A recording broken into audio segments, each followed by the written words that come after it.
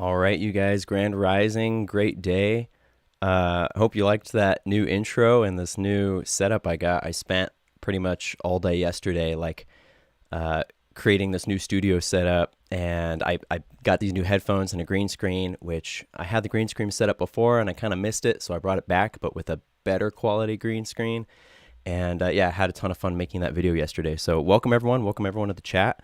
Welcome Mikey, welcome Miriam, welcome Kayla, John, Mr. Mr. Kalai. I don't know if I'm reading that right. The chat's kind of far. Fearless, Amy, good to see you guys. Welcome, welcome.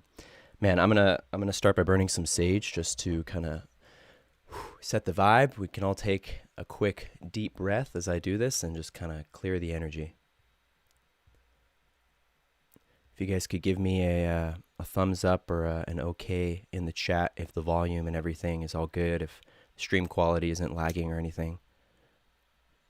But I think I finally got the setup down.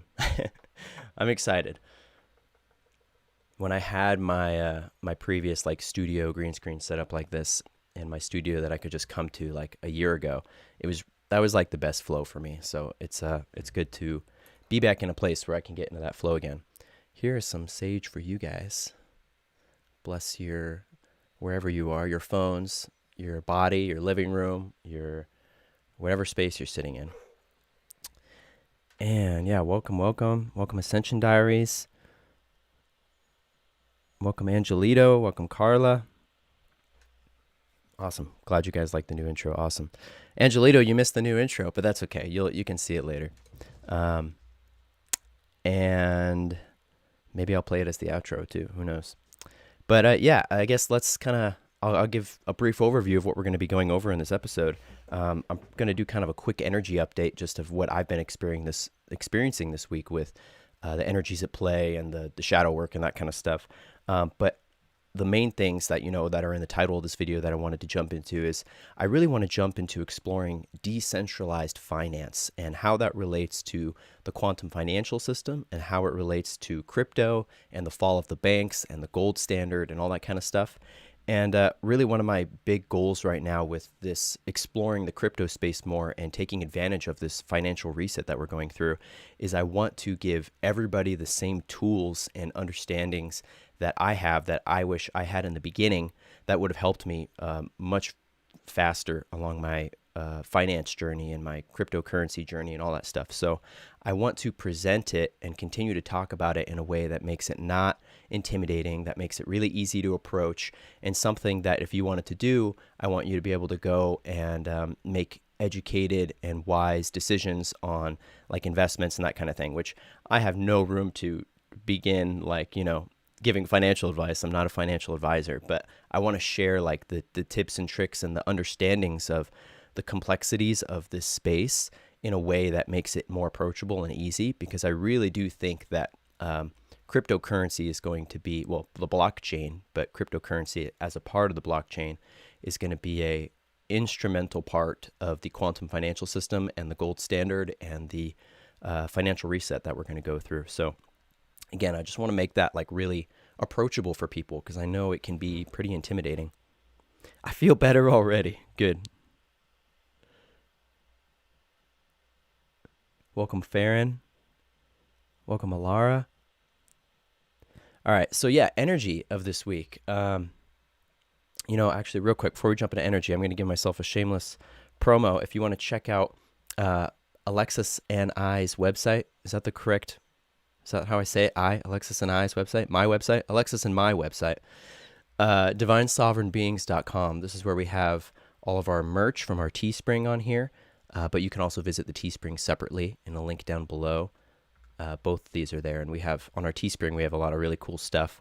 We are the ones we've been waiting for with the Sri Yantra and the blue Divine Sovereign Beings lotus on the back. We own this one. It's my personal favorite. And it's been the most successful in the store. People love we are the ones we've been waiting for because it's so empowering. I think it's a really good message. Alexis made this 2020 graduate design, which I really love with the sun. We have the Divine Law and Order design, which really speaks to me with like the law and order in the geopolitical way, but also in the divine, synchronistic, natural law kind of way, and the relationship between that. And then we have some Schumann resonance shirts from Alexis, because of course Alexis does the Schumann resonance updates and space weather updates, and is quite the expert on that, I would say.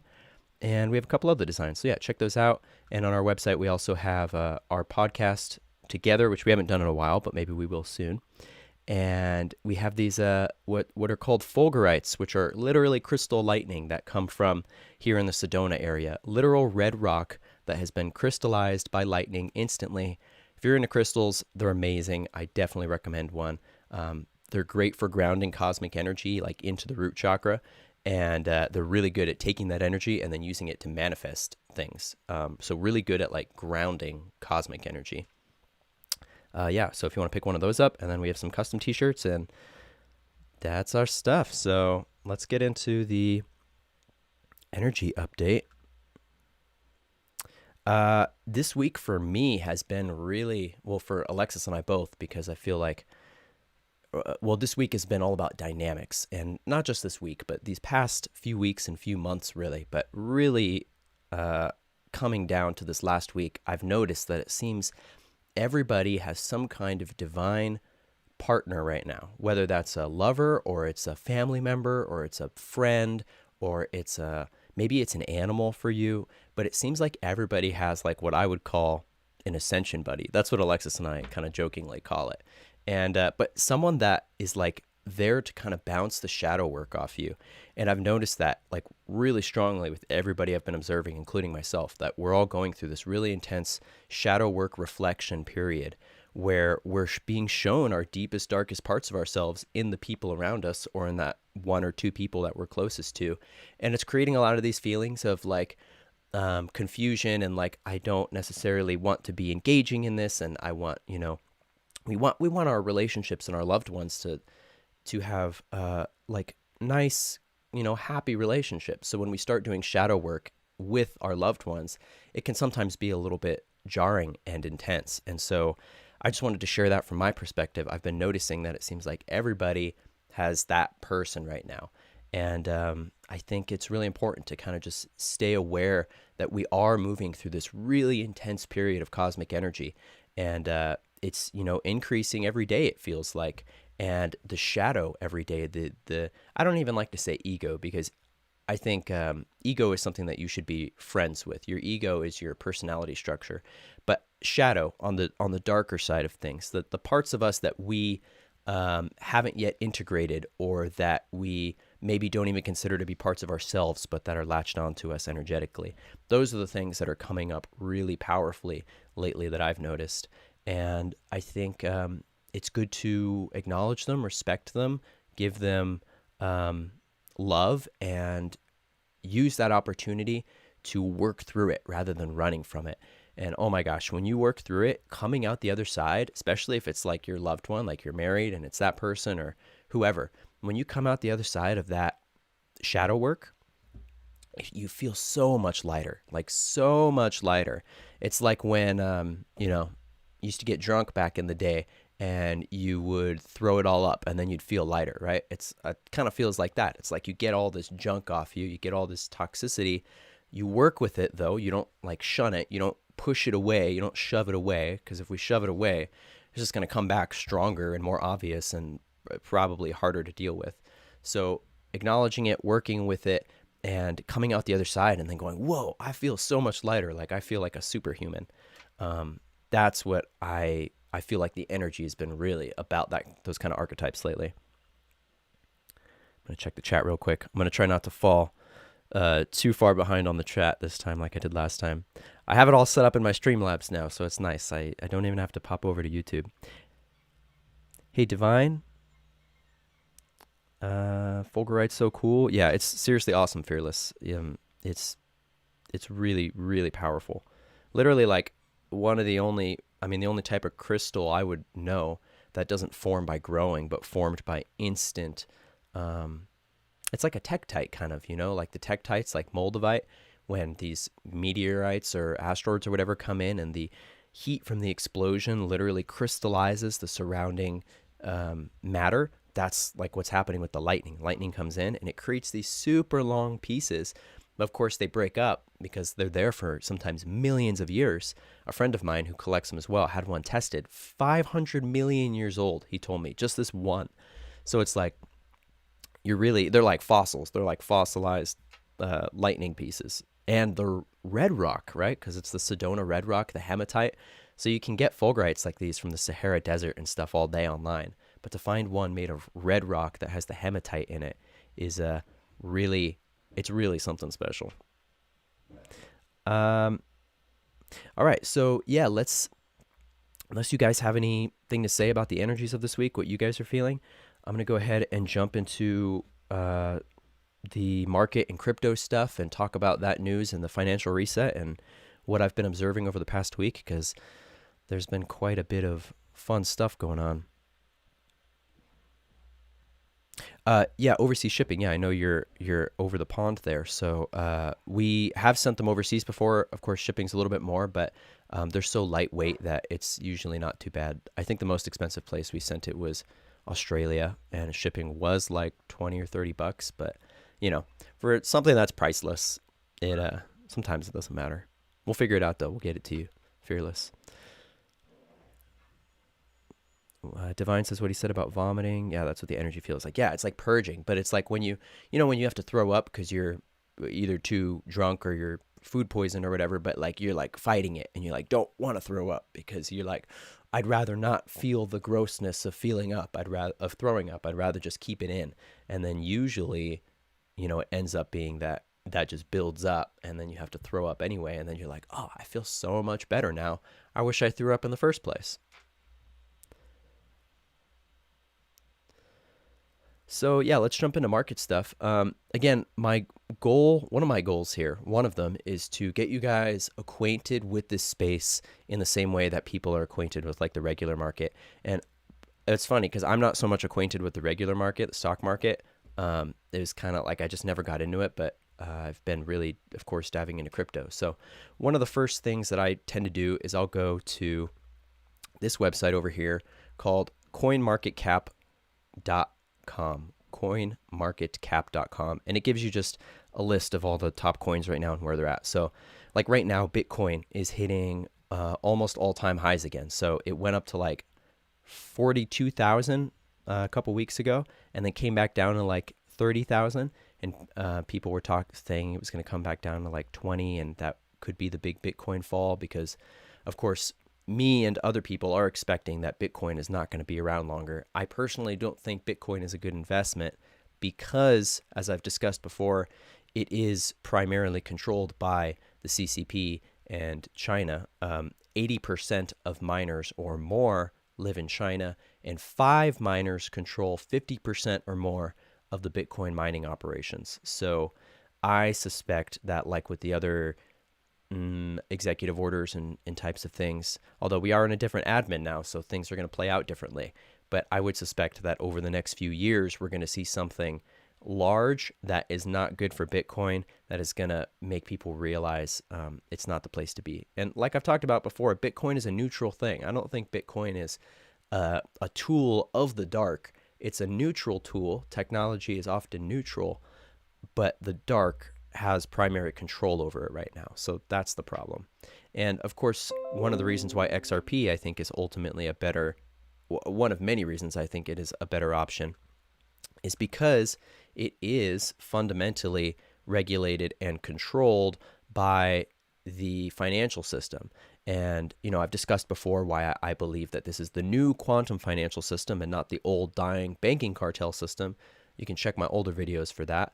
But yeah, XRP, somebody explained it well. They said it's the plumbing of the new quantum financial system, which I really liked because, again, we're looking at a coin, XRP, that is not really intended for the masses. It's not intended for me or you to use like the dollar would be, or even like Bitcoin would be. Like Bitcoin is they say it's like a people's coin, right?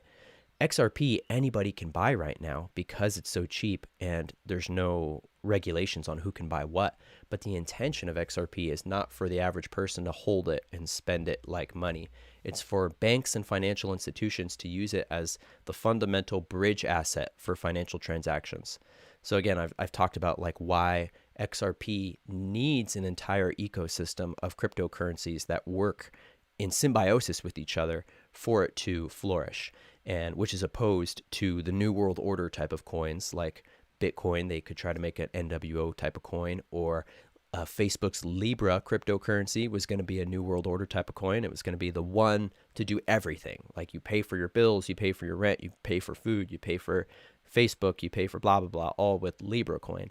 Well, thank goodness Libra and Ripple XRP were kind of in competition, and Libra ended up falling away. Another one of the things, now that I'm thinking about it,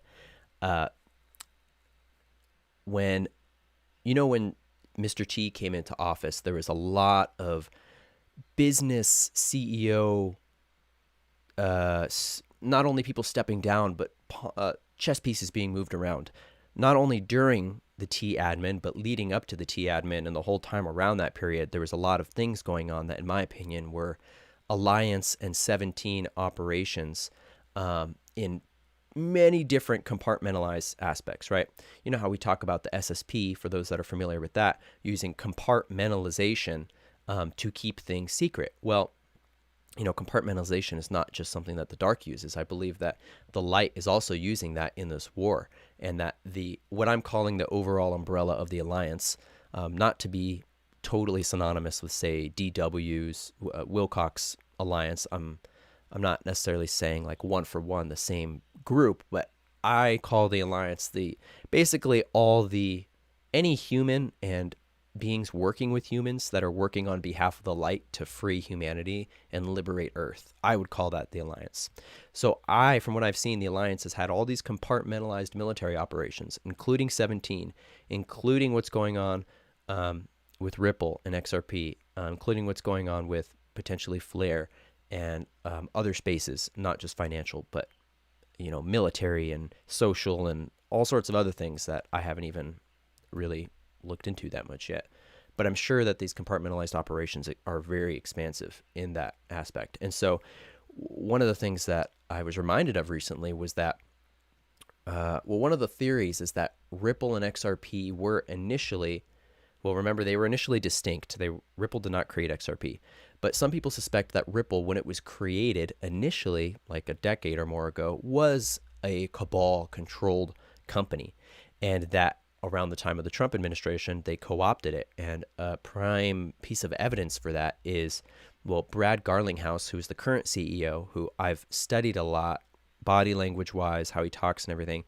He's got really good energy, and I even suspect that he's a positive Masonic figure, just based on that, but also the Ripple Riddler clues, which, if you're not familiar, are very similar to 17 drops, but they're in pictures. There are various Ripple Riddlers, which are akin to 17.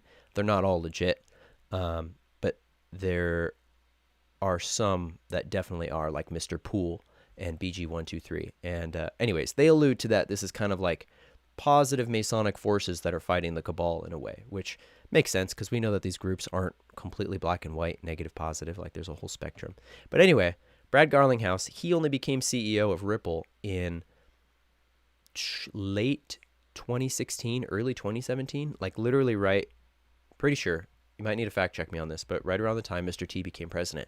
And then also they brought in a huge Mr. T supporter onto the Ripple team right around that time period as well. It was someone who's friends with Jared Kushner, who I know is also a questionable figure, but we're not going to get into that here because that's its own rabbit hole. But friends with Jared Kushner, and also very close friends with the former president, and was also a speechwriter for him. So literally one of the guys who wrote Mr. T's speeches is on the board of, or it's either the board of directors or the executive team for Ripple.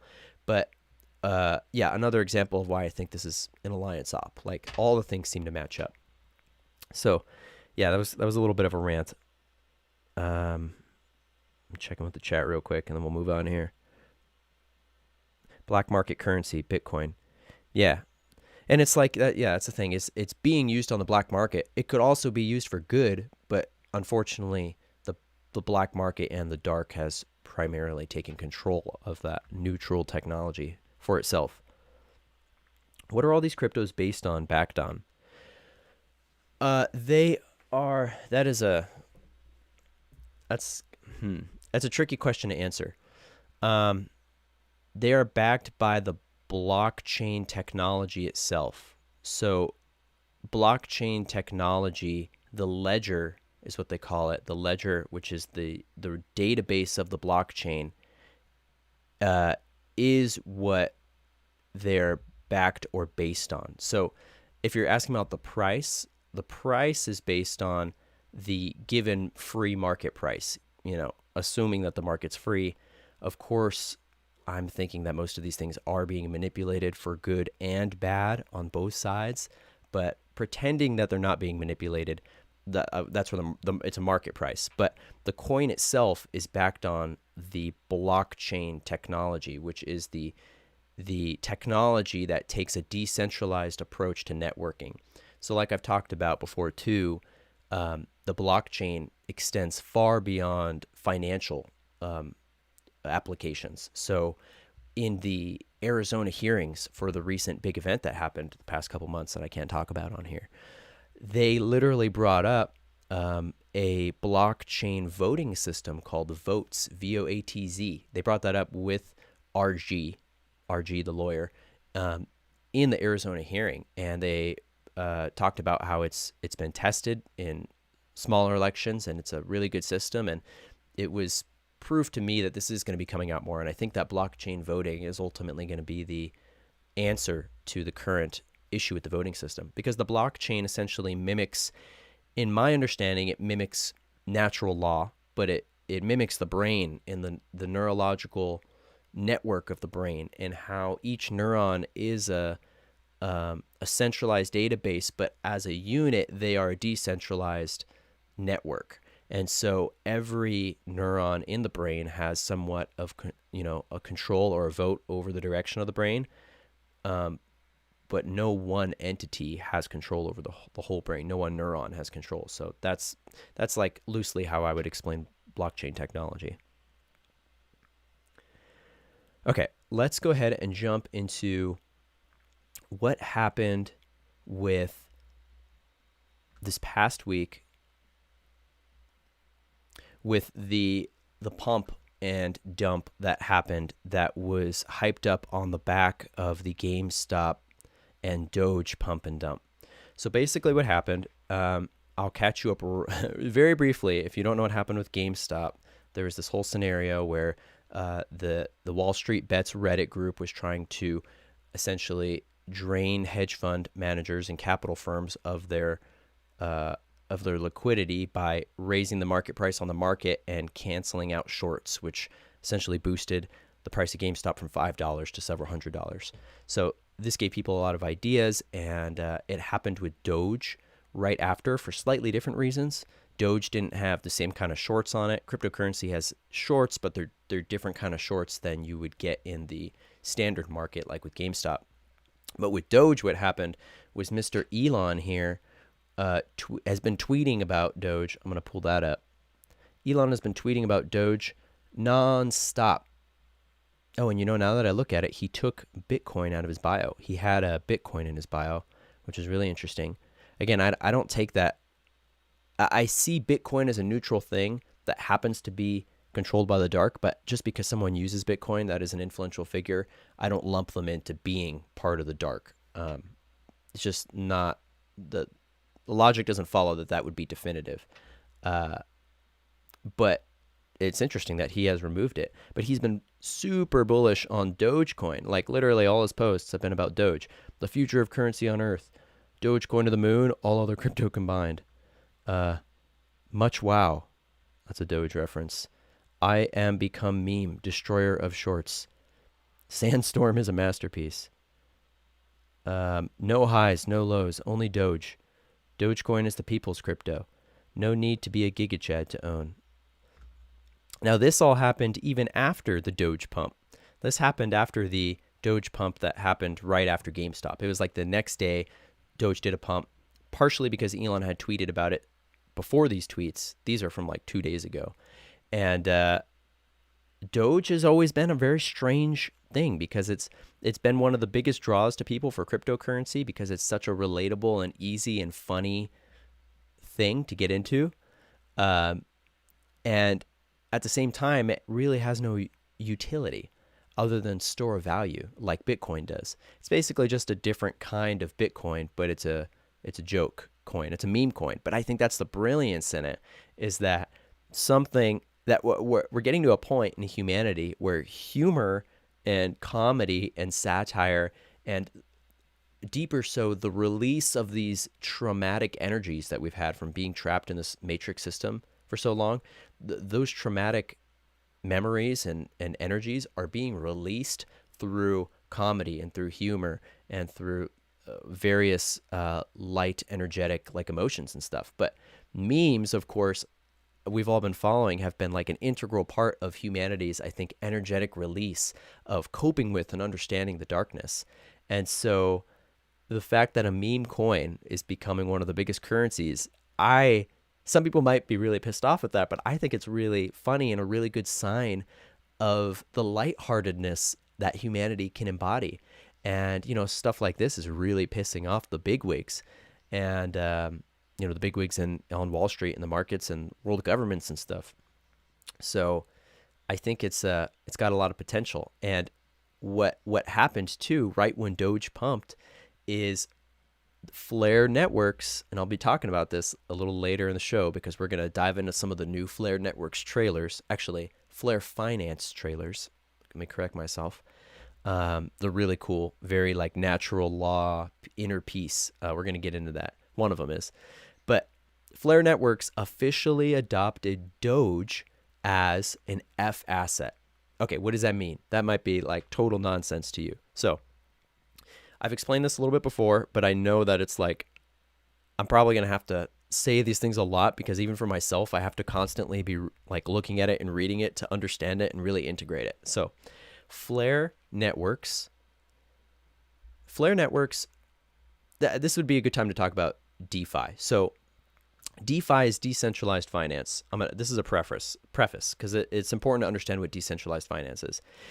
DeFi, according to Wikipedia, is an experimental form of finance that does not rely on central financial intermediaries such as brokerages, exchanges, or banks, and instead utilizes smart contracts on blockchains, the most common being Ethereum. So Ethereum pretty much, to my understanding, created the concept of the smart contract, or at least popularized it, which is why Ethereum is the second biggest crypto behind Bitcoin. If you come over here, Bitcoin, Ethereum by market cap. It's funny too, Ethereum's been sitting at 1717 for a while. Like right now it's 1707, of course, but every time I looked at it yesterday, it was 1717. I was like, oh, that's cool. So what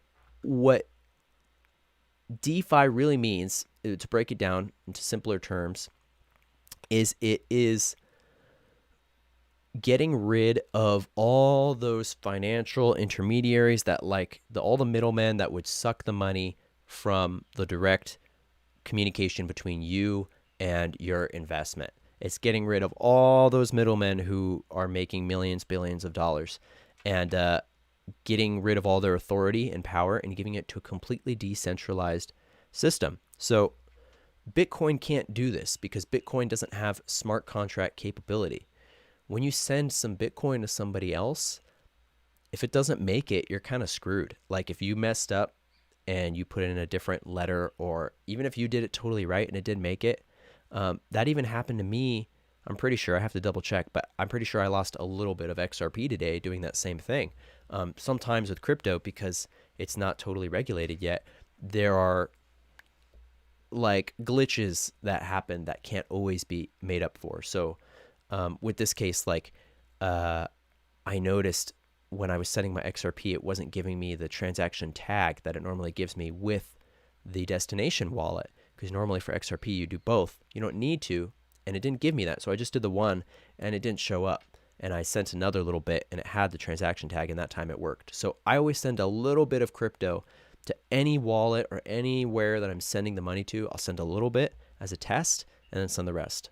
That's just a side note, but I wanted to say that as like a safety thing. So with DeFi, what we're really looking at is like the future of how blockchain will play out on finance, even more so than what cryptocurrency is typically done. And so with Ethereum, the issue is that it's not perfect because they're one of the main reasons is their fees. They call them gas fees or gas prices. Essentially, when the network is really heavy, you have to pay really expensive fees that if you're a small term trader like we are, if you're not a big investor, those fees can be like a huge percentage, like 30% or more of your transaction, which is ridiculous, right? And that's why the people who are all into Ethereum, like really into it, are the people who have a ton of money. It's not really like, it's not good for the average person because of those fees. And Ethereum and Bitcoin both use something called proof of work. Actually, Ethereum may use proof of stake now, but it's still, both things require a lot of wasted energy, let's say. Proof of stake is why you need, or proof of work is why you need mining in Bitcoin. It's why you even have mining. It's because the algorithms that you're doing to send a Bitcoin transaction have to be worked out in the computer, which creates heat and energy and all that, or sucks energy, I should say.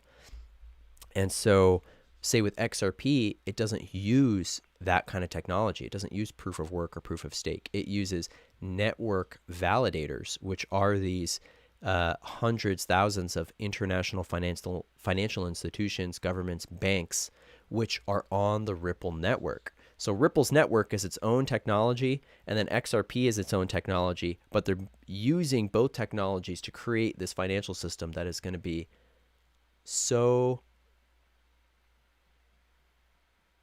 it's going to have so many potentials. And Ripple doesn't even really need to be around. Like Ripple as a company could completely go broke and lose itself, and the XRP ledger and technology is totally unrelated to that and can and will, I believe, continue. I even think that it's likely that Ripple will have to die just as a letting everything kind of burn to the ground, as far as you don't want a centralized authority, even Ripple, in charge of a network like that. And that's where I think it's just one step. But anyway, these things are getting kind of complicated. So let's go back to Flare and Doge, and let's talk about why it's so important what's happening with Flare. So Flare is the first cryptocurrency network to bring smart contract and DeFi capabilities to any token that they choose.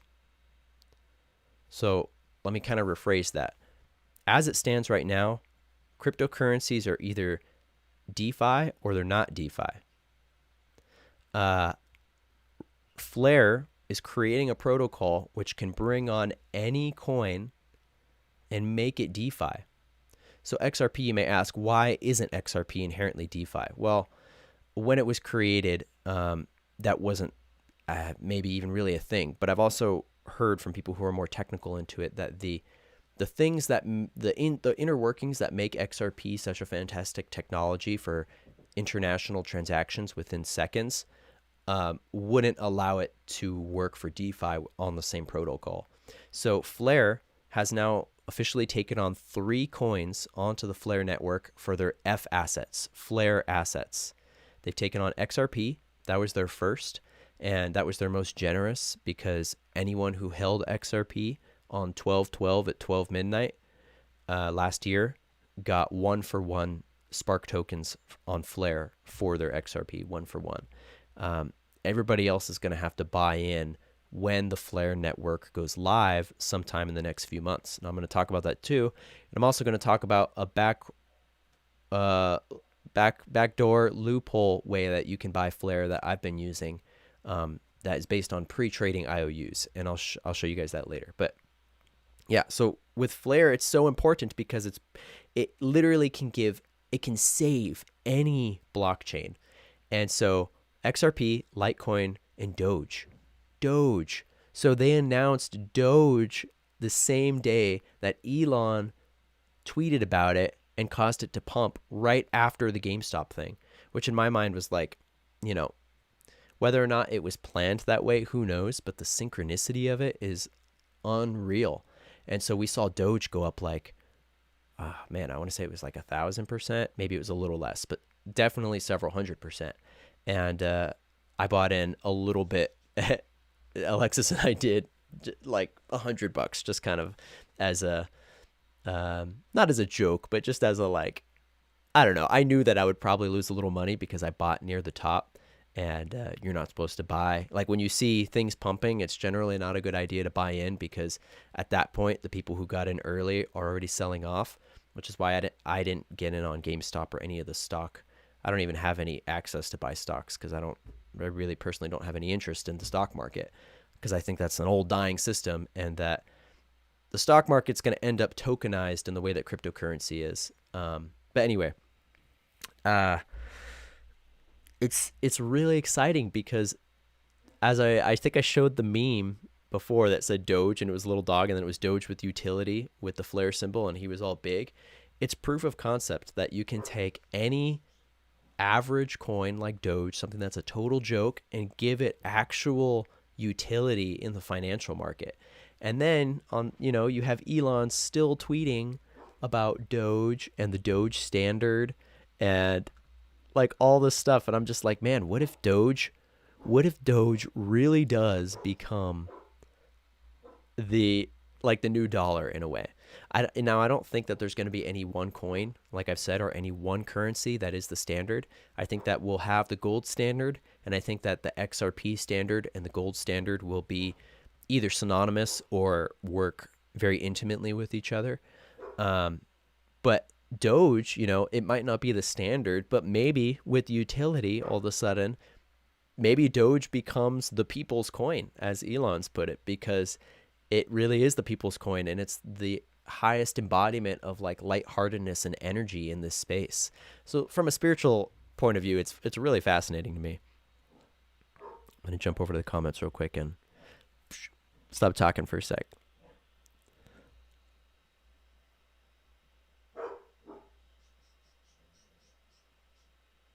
Elon tweeted a movie trailer for Dogecoin earlier today. Oh, I didn't see that. I did not see that. One of the trailers that Flare released recently was a Doge trailer, but I didn't happen to pull that one up. But if we have time, I might pull it up. It just the other two Flare trailers were cooler in my opinion, but very promising for Doge.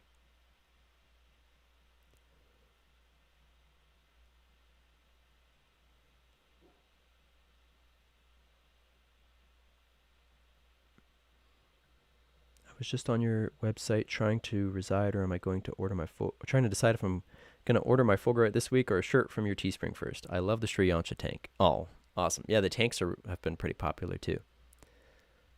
Get one of each. I love Uphold. Yes, Uphold. Again, Uphold is really the only place to buy XRP right now.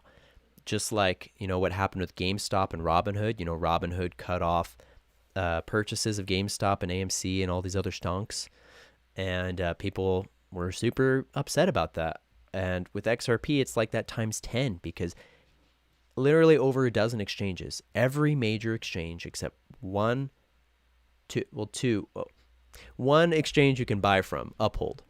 BitTrue, you can trade XRP, but I don't believe you can buy straight from BitTrue. You'd have to transfer your coins over there and then trade into XRP. But all these other platforms, Coinbase, Kraken, Binance, like all of them have delisted XRP purchases and trading because they are, it's in my opinion, it's the DS, it's the cabal actively trying to fight this new financial system that's going to come in, and they don't want people getting in on it, and they don't want people profiting off of it, and they want people scared about it. They want people, which is what they're doing. They're creating all this fear with this SEC case suing Ripple about XRP being a security, which is, in my opinion, is like the solution that people in the space have been looking for, because essentially what we're looking at with XRP is Well, one, a coin that hasn't even hit its all-time highs yet relative in the market. We're in something right now called alt season for the cryptos, which is after Bitcoin has its Bitcoin season, the money starts to flow into the altcoins. And so they call that alt season, where pretty much all the coins will follow some kind of fractal retracement of a previous pattern they did and usually reach new all-time highs. So XRP is still down many, many hundreds of percent from its all-time highs in 2017.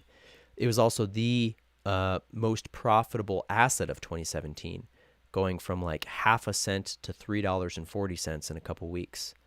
It was something crazy, like 170,000% or something. I don't even know. But yeah, so alt season is something that's kicking in right now, which just as a general thing for investing, I think it's a really good idea to get into the market for alt season because pretty much everything is going to be profitable as an altcoin. I don't want to say everything, but you'll know by looking at the market. You can see pretty easily. On top of that, utility season is another thing people talk about, which is when the utility purpose for a coin finally kicks in, and that utility causes the market to raise. And so with XRP, what we're really waiting for, well, one, we have the suppression of the normal alt season market, right? Like XRP should have been well over $1 right now, but because of all the fear mongering, because of all the exchanges pulling them, because of the SEC lawsuit, because of all these Bitcoin people that hate XRP, they have the price artificially down, which is really good for us because it means it's a good time to buy in, as opposed to coins like Doge, which have already reached their pump. And, I think Doge will likely continue to go up higher, but relative to the alt season of the market, it would be a better investment choice, in my opinion, to invest in something that has not already reached its all-time highs, if you know what I mean. So utility season is really what we're waiting to kick in with XRP, which is when the U.S. regulatory clarity comes, which I think will happen after this hearing, or at least that'll be the beginnings of it. Depends how far this trial goes and how long they extend it. But the hearing is on 2/22, and it's a good number for a number of reasons. But when this regulatory clarity comes for the U.S., that's when all these banks are legally going to be secure in buying in on XRP. So we already know that XRP is partnered with hundreds of financial institutions, really big ones, world governments in America, Bank of America, American Express, just a few among others that they've announced. And so we already know they're partners of the Ripple protocol, but they haven't necessarily bought their stores and reserves of XRP because of this whole regulatory clarity. So when the regulatory clarity is cleared, which will clear it for the entire cryptocurrency market, and I believe it'll create a new standard, like it won't just be like XRP is a security or not a security, and I think it's going to create new regulatory framework for the entire space. And I think it's going to be timed with this quantum financial reset and the gold standard and whatever is going to be occurring with the military and other groups, like we saw in Burma, Myanmar, and what happened there. Like, I don't want to talk about that too much because I already have so many strikes on my channel and I don't want to get deleted, which is why I'm kind of keeping my topics to this other space, which I know won't get me deleted. But also I have a genuine interest in these things and I like talking about them. But yeah, I think that it's all going to be really well timed. And I think that the release of the Flare network, whenever that goes live, it's gotta be timed with everything else that's going on. The fact that they haven't released an official date, they just said Q1, Q2 of this year, and everything else that's going on, like, man, I think it's going to be amazing. Back to the comments real quick, and then we will move on to the next thing.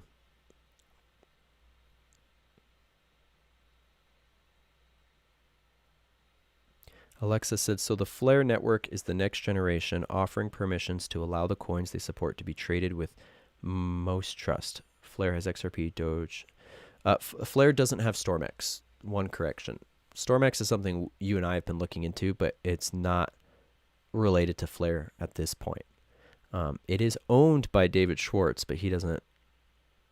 Yeah, there's no official adoption of StormX. But yeah, XRP, Doge, and Litecoin are the three on there. And then, who knows? I mean, when that first came out, people thought it was just going to be XRP. People didn't even really know what the Flare network was. They were just like, oh, we're going to be working with XRP and providing smart contract capabilities. And then they announced Litecoin. And a lot of people were like, oh, what the heck? Have they given up on XRP? And then we slowly started to realize, oh my God, this is so much bigger than we even realized. It's not about working with XRP or Litecoin or Doge. It's about creating an entire network that can bring on any utility or any coin that's lacking a smart contract utility, bring it onto the network. And I don't even know how to begin explaining it from there, but the possibilities from there are endless. Flare Finance is one example of a program that's already being built on the Flare network. And that's the trailer that I guess we can get into right now. Sorry, I didn't actually finish reading the comments. I read one and then I'm like, blah, blah, blah, blah, next thing. All right, let me read them real quick. And then we'll jump into Flare Finance trailers, which are really cool. You don't want to miss that.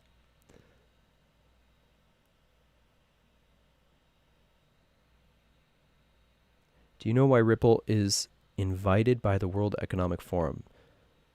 Yeah, okay, so there are a lot of things. That's a great question from Kevin. There are a lot of things that can be interpreted either way that Ripple and XRP are involved in. Ripple is very tied in with a lot of these world banks and world, like the World Economic Forum and other councils and things like that. And I think typically that would be a really obvious sign that a company is involved in some shady stuff. But it's everything in context, right? So this is why I was talking about the election, or sorry, I'm not allowed to say that word. This is why I was talking about the CEOs that were stepping down and all the different chess pieces that were being moved around various financial and companies of any type around the world, from Microsoft to the little guy. Like there was a lot of activity, record numbers of CEOs that were stepping down over the past 4 years. And I believe, my intuition is leading me in the direction of thinking that this is intimately tied in with Ripple's relationship to these groups, and that like I said, there's the possibility, I think it is possible, that Ripple started out as a negative group and that it was co-opted by the white hats when Mr. T took office, evidenced by the people that were put in at the times they were put in during this whole process. And so specifically, I wouldn't be able to dive into too specifically about the WEF and the particular relationship, but overall, I feel like Spirit and my guides keep telling me it's part of the plan, it's part of the process, and I have faith in the process. I don't have faith particularly in any human-made group or anything like that, because my faith is with the divine. My faith is with the plan, like the divine plan, the creator's divine plan, and that's where my faith is. And everything else is kind of speculation, and expectations and things like that. And that's something even I have to remind myself about. Don't necessarily have faith in have faith in people you love and things like that, but don't have faith necessarily in arbitrary companies or figures that you don't know for sure, right? So keep your faith in the most divine aspect of whatever it is that you are feeling called to. If that makes any sense. That's just, I don't know. I've been thinking about that a lot lately. Remember the XRP pump event? Something really strange happened. Oh, did I totally yeah, I started talking about that and then I totally got offshooted. Okay, let's jump back to that real quick. So the XRP pump event, they had said right after GameStop and Doge, XRP community, or a group of people within the XRP community, were like, oh my gosh, we can do that too. And so they created this groupings of various Telegram groups. one had over 200,000 people in it. Another one had like 60,000 people. That was just the two I was in. And they were all talking about this plan on February 1st at like 8:30 a.m. relative time zone.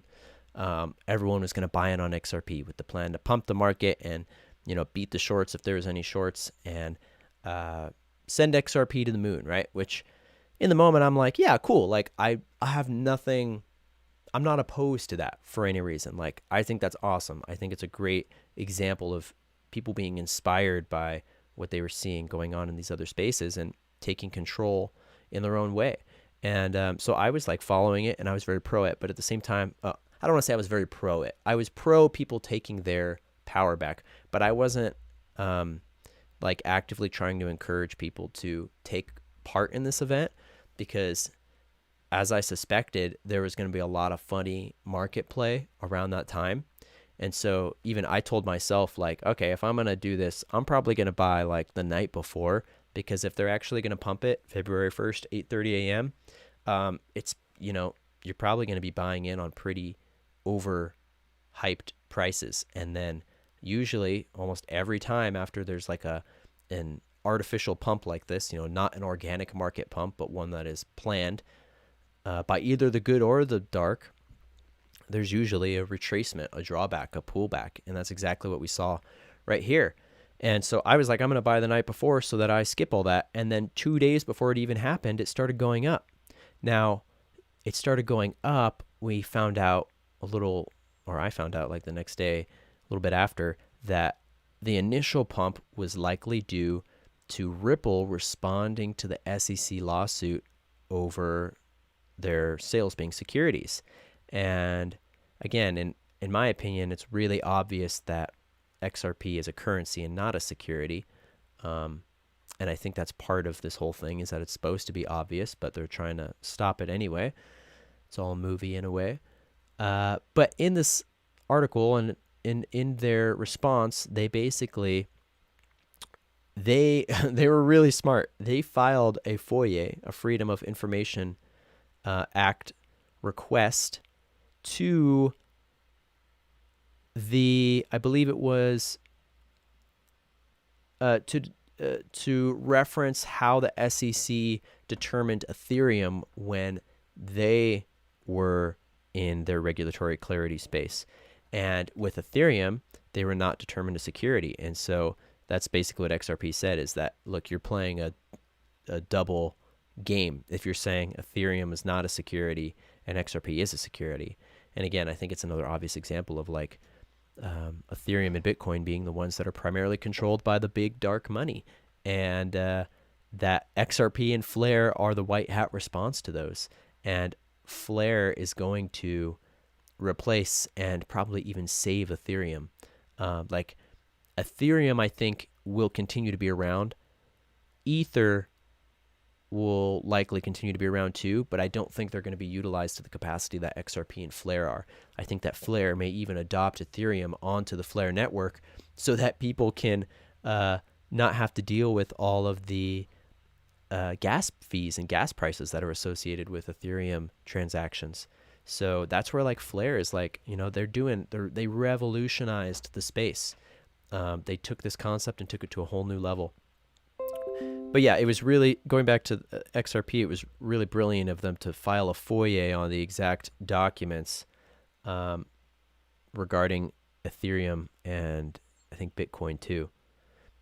And yeah, so that response initially caused it to pump. And so it started to pump. People got really hyped. And then before it even happened, it started to drop. And, people who bought in at like 80 cents lost a lot. And I'm sorry if that happened to you, but it is, you got to be careful anytime there are these like artificial market pumps. From my opinion, as someone who's still relatively new to this space, I've learned that some people were disappointed. They were like, why didn't this send XRP to the moon? Why didn't this send XRP to $1 and more and have it sustain? And it's because it's just the time is not right. Like, even though this group of people wanted to push it, which is awesome, and I'm all for that, it doesn't mean that the divine timing was right for it to play out organically. And like I said earlier, utility with the market regulation is really going to be the most important thing for XRP and the entire space. Mowgli says, everything will be okay. Jesus. Best quote. Best quote ever. All right.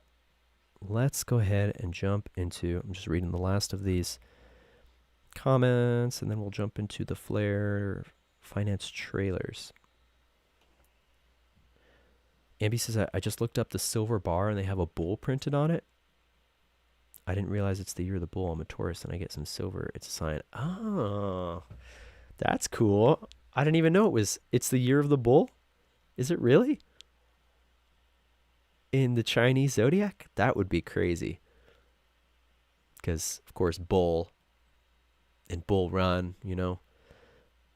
For those that don't know that, the bull market is like when people are all buying in at once and it's going up. Bear market is the opposite.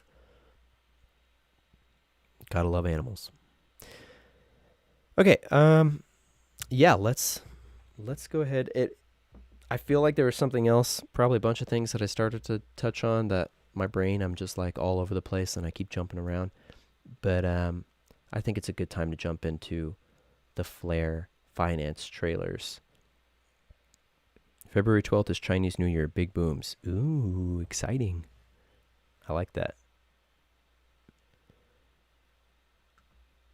Okay, let's see. Here we go. Where is it? There we go.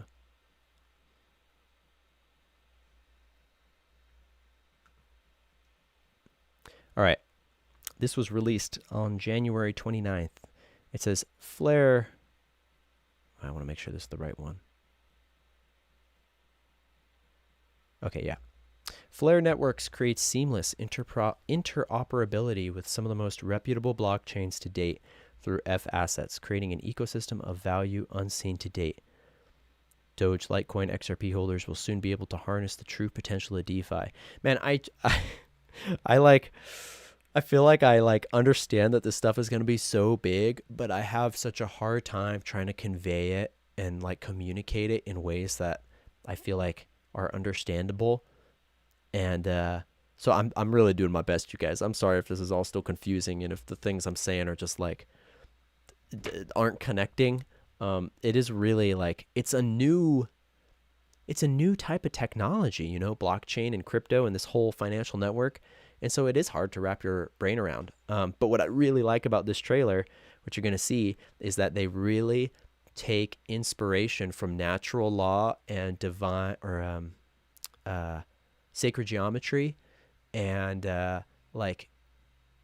how that applies to this. And then, excuse me, it also alludes to how us studying and mimicking natural law and geometry can be extremely like good for all sorts of technology, not just Flare. And that's where I'm like, you know, with that original Flare trailer showing them using it for all the space programs, I'm like, this is destined to be way bigger than I think we can even think right now. And, you know, again, Flare, solar flare. It's yeah, it's pretty synchronistic. But yeah, let's watch this.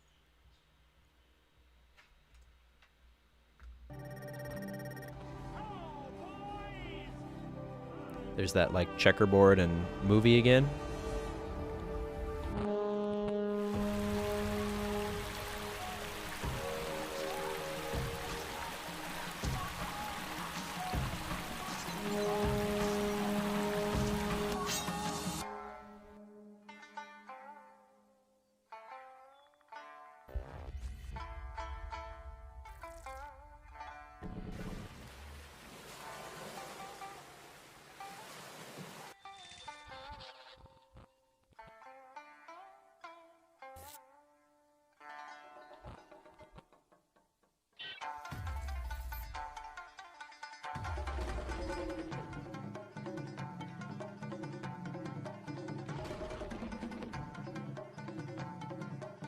I love that. Like an ecosystem within an ecosystem.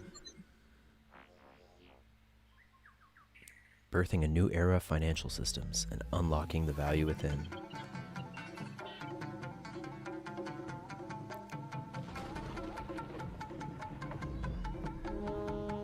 who doesn't like mushrooms too? Pretty sure those are psilocybe. And the samurai, like, I got really cool, like, good vibes from that trailer.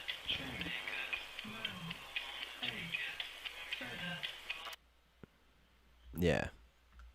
So you have the peacefulness, the serene, as peaceful and serene as nature. F assets. So again, F assets are the label given to any coin or asset that they're adopting onto the Flare network.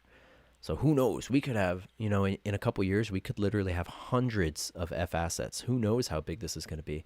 Or it could just be like a few. But I definitely think they're going to be adding more.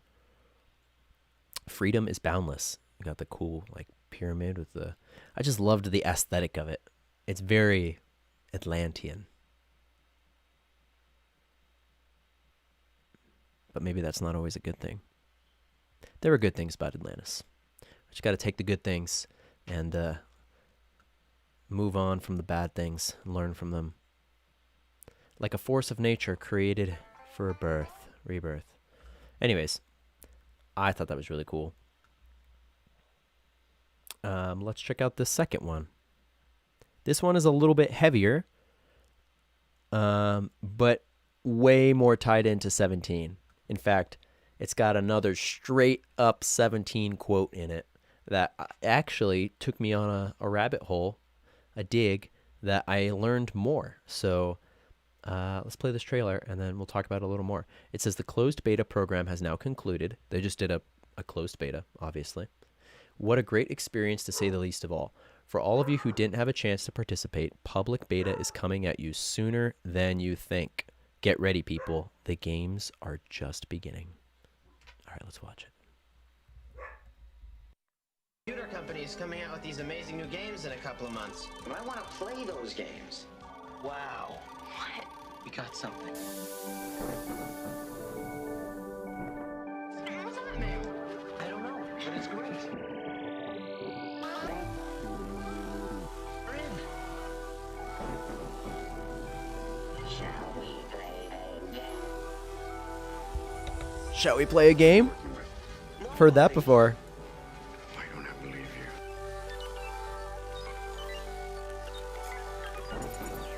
What the hell? Shall we play? Confidence is high. I repeat, confidence is high. Cobra is this an exercise? Negative, this is not an exercise. Is this a game or is it real? Oh my god. We play. Shall we play a game? Okay, so what I learned from people who are more experienced than me in age is that the quotes and the audio from that and the clips are from a movie called War Games, which is a movie with Matthew Broderick when he was a little kid that from the 80s that I need to watch because I think it's straight up the reason that Q used that quote. If you watch the trailer for War Games or you've seen it, if you've seen it, you know more than I do. But from what I know from watching the trailer, it is about a kid who like creates some kind of, I don't know if he creates an AI or if he just figures out a code and he creates like a war game simulation, but actually it's messing with all the military like assets. Like when he's like sending warships in his game, he's sending the real warships, but he doesn't know it, I'm pretty sure. And so I don't know, the overall message that I was getting from that is like little guy messing in the big guy's affairs, right? And that's what 17 was doing, right? With all these posts and all these everything, little guy messing in the big guy's affairs. Little guy, not necessarily actually a little guy, probably way bigger than we realize. But then this too, the fact that they're using war games as their trailer and their symbolism. Now I'm going to dive into this trailer a little bit and point out some of the things that maybe you wouldn't recognize by yourself. So again, we have the TV. You're watching a movie, right? Like that's like the beginning of every Flare trailer is you're watching a movie. It has very Stranger Things vibes, which I think they did for like psychological purposes of, of entertainment. I don't think it was anything more than that. But maybe it is. So here, The Last Dogerai, now in cinemas, Flare Networks, Unlocking Value, and Tour de Schwartz, Ripple. So this is that guy, David Schwartz, that I keep telling you guys about, the Sasquatch alien guy, in a good way. He's literally like, I don't know, you look at this man and you're like, you are a Sasquatch alien. Like, you're straight up a Sasquatch alien. You're not from Earth. He worked for the NSA, created the XRP ledger, and actually created he patented the technology for what would be the XRP ledger and this distributed ledger protocol back in like the 90s. I'm pretty sure when he worked for the NSA. So you just got to add dots, Who else worked for the NSA? Who else used the same quote, shall we play a game? Who else is talking about a financial reset and the gold standard and all these new things coming? Also, literally 17 has used the word Spark, which is the Spark. Spark is the token on the Flare network. That's the name of the coin. 17 has said multiple times, humanity needs a quote spark to reignite itself. And there's been like 3 posts that have said spark, and they're literally in quotes, like it's referencing something. So to me, I'm like, it's looking like it's all adding up here. I mean, maybe I'm like totally off, but a spirit has been confirming this for me, and all the like readings I've been doing and everything, it seems pretty spot on, and my heart gets excited about it every time I think about it. I'm like, ooh, this is exciting, like, which tells me it's a good thing, because if my heart's happy about it, I know it's not coming from a place of fear and oppression and all that. So personally, I'm getting all the signs.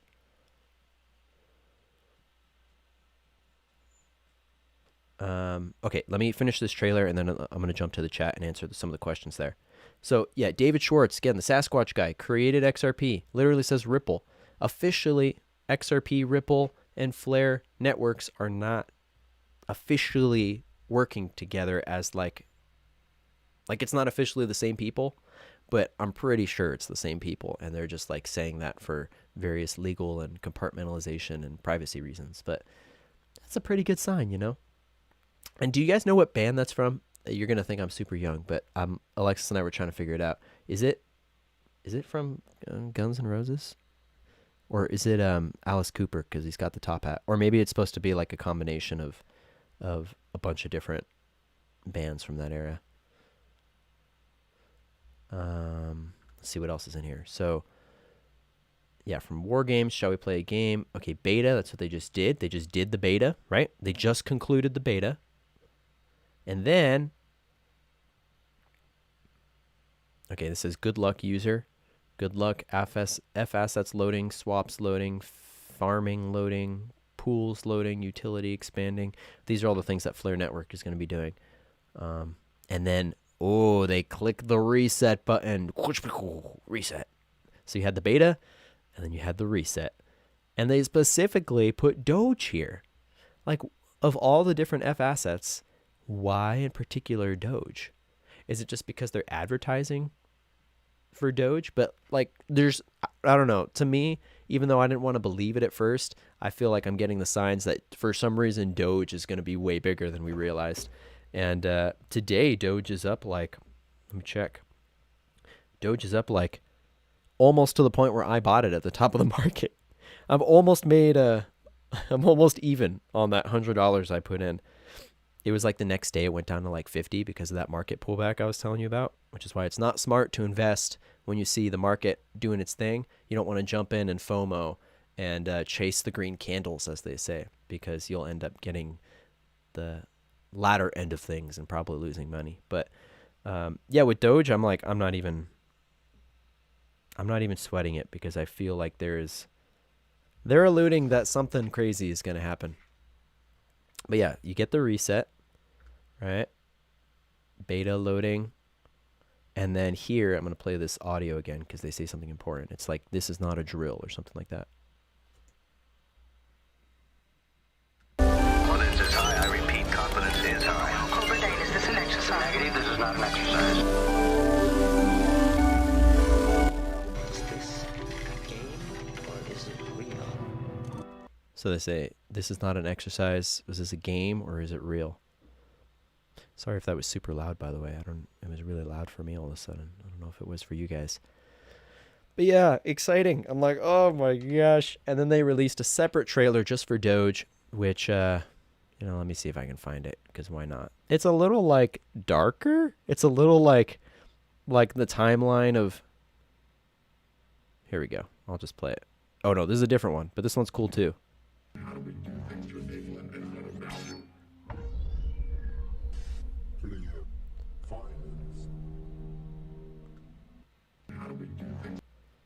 And the Doge. Where's the Doge? Here's Doge.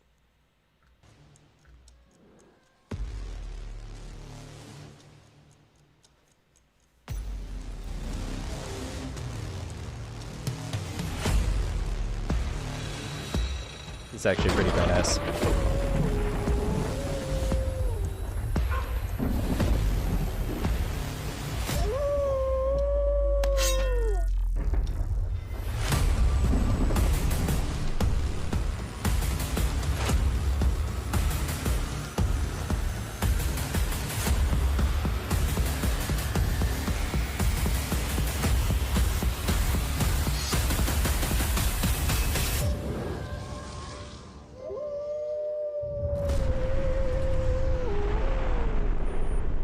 If anyone knows what that says, and pretty sure that's Chinese, let me know.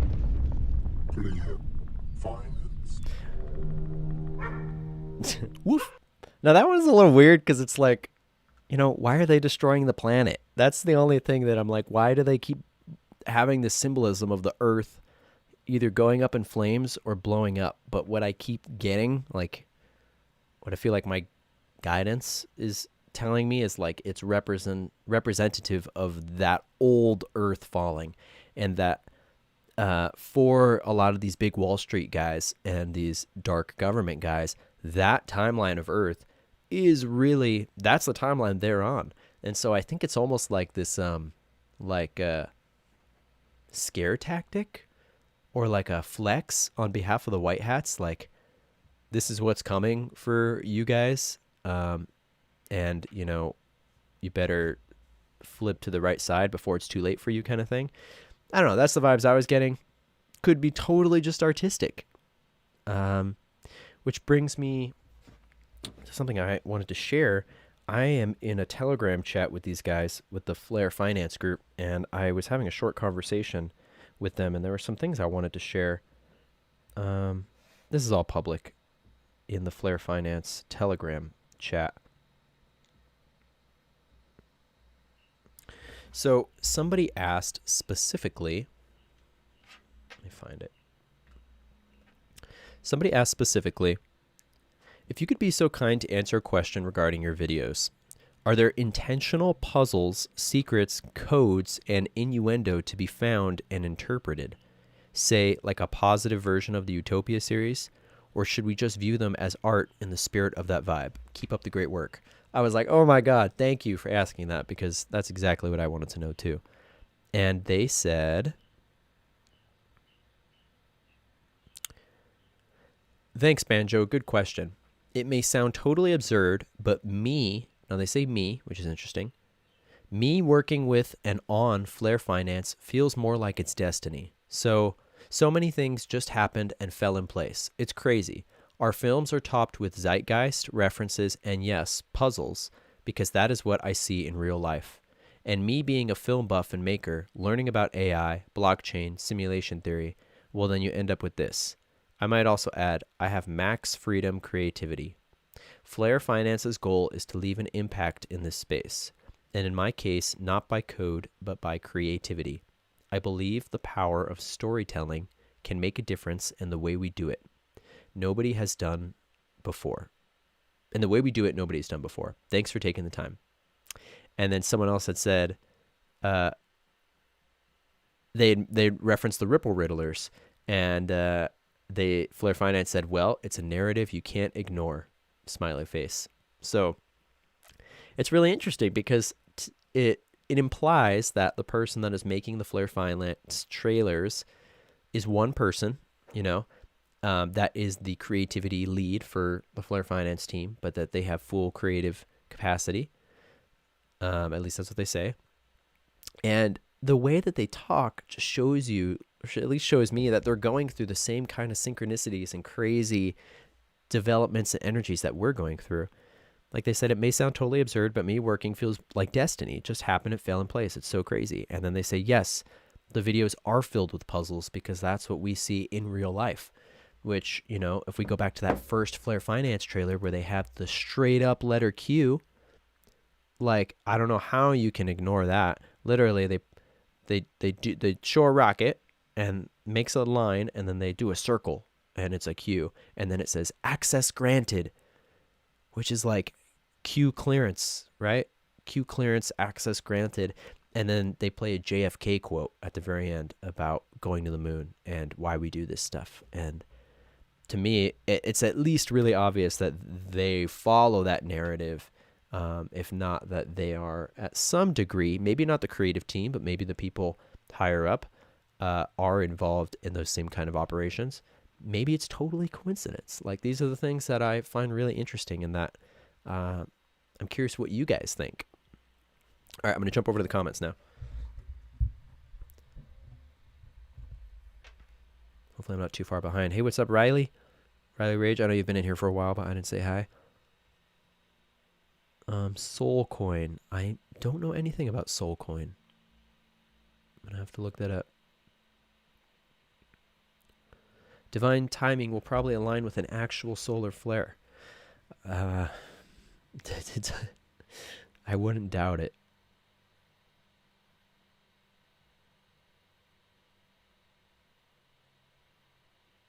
$12, 21, 21, 222, 21, 21221. Yeah, there's a lot of, and the Ripple Riddlers are all about that kind of date synchronicity stuff too.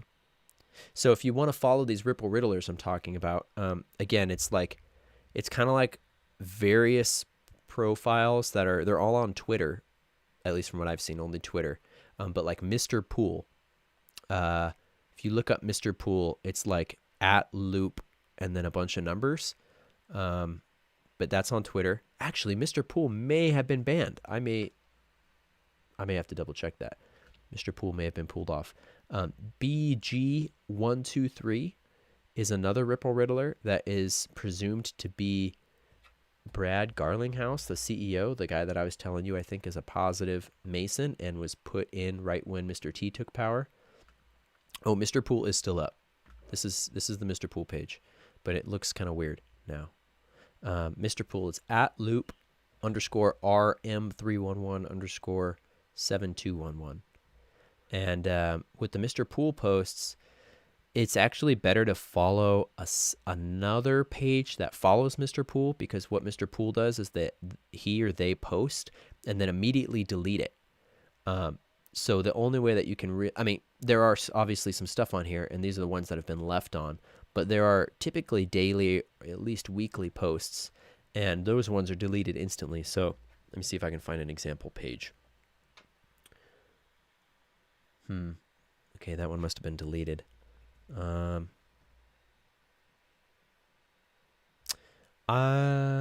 it is. Fojack3.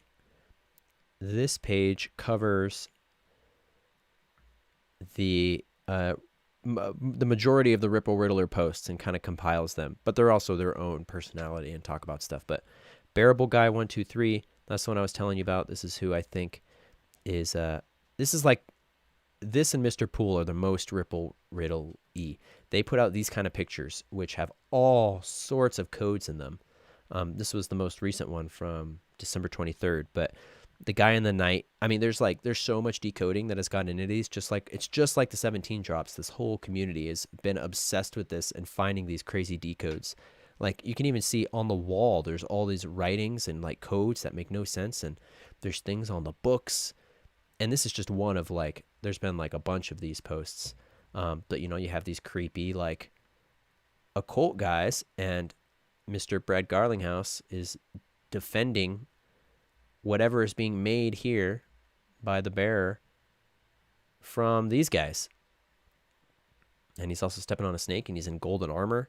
You can find breakdown videos of these like all over YouTube and stuff. They're quite fascinating, and I recommend it if you want to go down a rabbit hole. Bearable Guy 123 on Twitter is this one. And BG, Bearable Guy, like Brad Garlinghouse, is the connection that people make. So, get back to the chat. Okay, this is a great question from Brooke. Brooke says she's just tuning in. She said, so this may be a dumb question, but I'm kind of new to all this. Is Flare an app? Flare is, I explained this a little bit earlier. I won't go totally over it again, but Flare networks are a blockchain network. It's a cryptocurrency network. Okay. Flare Finance is a separate entity that is an application, not a phone app.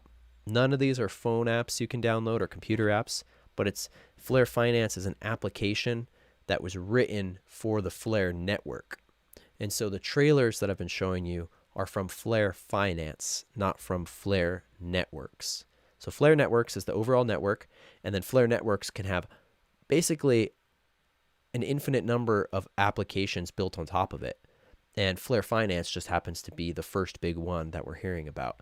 And even Flare Finance within itself can, from what I understand, have stuff be built that works with it and on top of it. So it's like every time one of these things, these technologies is introduced, it's like a portal that opens up this whole new world of possibilities.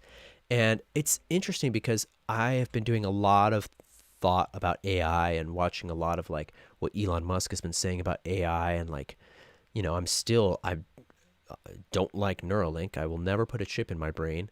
I don't want that to be the timeline that we go down. But I'm like, why? Why is that happening? And I'm still figuring it out. But it's almost like that timeline was inevitable anyway for humanity. Like the singularity timeline, like it's already happened. You know, Matthew Morning and I had a conversation about this, and we pretty much agreed that like and it gets a little more esoteric and like woo-woo, but we both believe that there are different versions of the future, and that one timeline version of the future. Now, I don't want to speak for Matthew. I want to preface that, my friend Matthew Mornian, but this is what we were talking about, and he pretty much agreed with me that there's this version of future that is the third density future of humanity. That is the future in our 3D linear timeline, but it's not the future post quantum shift, right? This is like where we would be if the future happened 30 years ago or something like that, if that makes any sense. The third density linear future of humanity. I think that it's possible that there are humans or technologies or AIs or all sorts of things that can be reaching out and interacting with us right now from that version of the future. And I think that, yeah, okay, if you've ever seen the short clip or short film, or it's like 10 minutes, it's called We Are From the Future. I put it on my Instagram, but you can just look it up on YouTube. It's from like 10 years ago. And they basically, it's like a hypothetical like guy talking to you from the future, but it's really deep. And they talk about how the photon, when the photon goes from the sun to reaching the center of a plant, to reaching the what do you call it, the chloroplasts or whatever, that it's nearly impossible for a photon to reach the center of that cell without bumping into other particles along the way. It's like statistically impossible. So they say the way that they are from the future is the same way that light reaches the center of the cell of a plant, and that is that one photon multiplies itself by every potential possibility in existence, every possible path that it could take to getting to the center of that cell. And they show a video of people running through a forest blindfolded, and how it's basically that, and how if any one person running through the forest blindfolded hit a tree, the superposition would collapse and only that one would then exist. So the way they do it is that they keep everything in superposition. The light stays in superposition, and the one photon that does reach the center of the cell of the plant becomes the only one that ever existed in the first place, which is really deep and really profound, and really has been sending me on this like mental exploration of trying to understand how these things can work. But I do think part of the like the downloads I've been getting this week and recently have been about this concept and how there is that version of the future that is interacting with humanity, but there is also a different version of the future potentially that is the post-quantum shift version of humanity in the future. And so we can have both interacting with us at the same time. If this makes any sense, and I feel like that this whole thing with like where we're going is tied in with that 3D version of humanity that is trying to retroactively communicate back in time to fix things about the timeline so that they don't go the same way that they went for them, right? This is a very common theme we've heard with like grays and all the Anshar for people that know what that is and other stuff. This is like, it's a pretty common theme, this theme of beings coming back from the future or the past to try to correct things in the timeline to fix the future timeline. And so like how this applies to all this crypto stuff is I'm like, well, you know, I don't want to be going down this timeline where people are getting chips in their brains and doing all that stuff. And I often question, like, is this, because I think it's healthy to question this all the time, is this crypto and technology in general, the technological expansion that we're seeing and the timeline we're going on, is that transhumanism timeline that we've all been trying to avoid? And like, what the heck happened? Like, how are we all of a sudden on that timeline? And, you know, it's taken some like reflection to really think about this, but I think it's that, you know, it's like Elon says, this thing already exists, whether we want it to or not. This entity or groupings of them, the AI, like it's already happened. It's too late to prevent it. And, you know, brings up the whole like ancient AI concept too, and the concept of this being outside of time, and that this could have happened in the future, and then now it's traveled back to the past. But either way, the message that I've been getting that has been securing me and making me feel like we are going to be okay and everything is all right is that the technological expansion, we don't need to be afraid of that, because I have been associating personally the technological expansion with that timeline. And I've been making it almost too black and white in my head and been going like, it's either like humanity is going to be on this really Atlantean, technologically advanced, but kind of intense and scary timeline, or we're going to be on this very like feminine kind of Lemurian timeline where we don't really use technology at all. And I've had to adapt my understanding of my expectations of what that could be in both directions, and that there is a whole spectrum in between. It's not just black and white.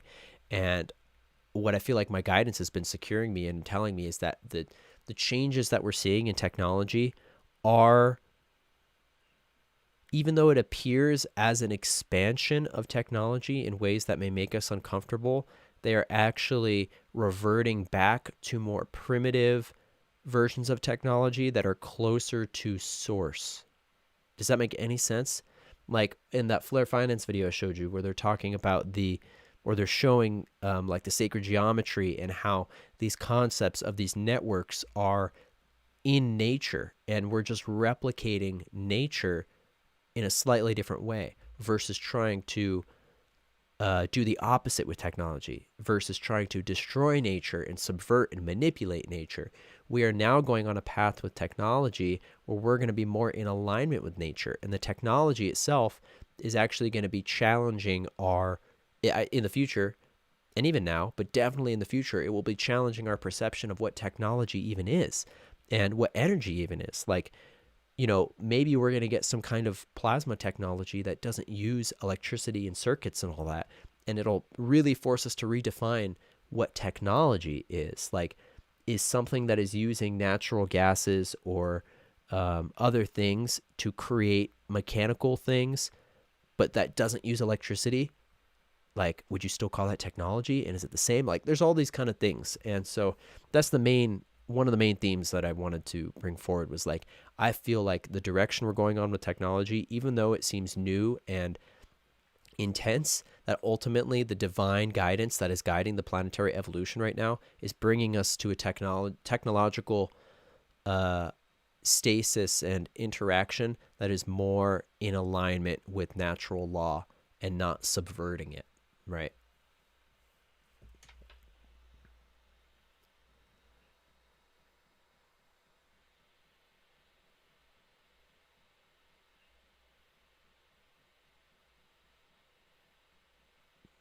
They are trolling the globalists. Yeah, like that's kind of the vibes I was getting. It feels like they were.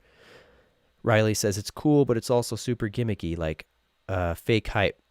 I think it's because, I mean, it does. I guess you could kind of get that vibe, but I think it's cool. Like, I like the gimmicky kind of vibes because I get the feeling that, I mean, like they said in the chat that I was reading you. Actually, I don't know if I remember reading. I don't think I read the next part. I don't even know if I screenshotted it. But another person on the team was telling me that this process that they're going through, well, of course, is super exciting, but it's new to them just as it's new to us, and that they are writing this new chapter of humanity with us. And you can interpret that different ways. It's hard to say, like, how much this is, say, military strategy versus just totally divine synchronicity. But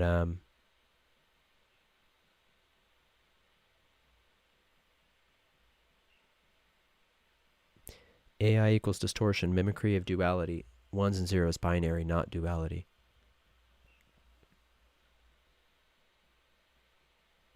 If the Sasani are real, they are a younger race, but more advanced than us. No interference like us. I think I might have missed that earlier reference. Although particles act differently depending on observation, like the double slit. Yeah. It's like the double slit experiment. Hey, Blu-ray ATF. Yes, you'll have to go back and watch it. I think we're almost done here, so we're at an hour and a half. Trying to not keep it too long.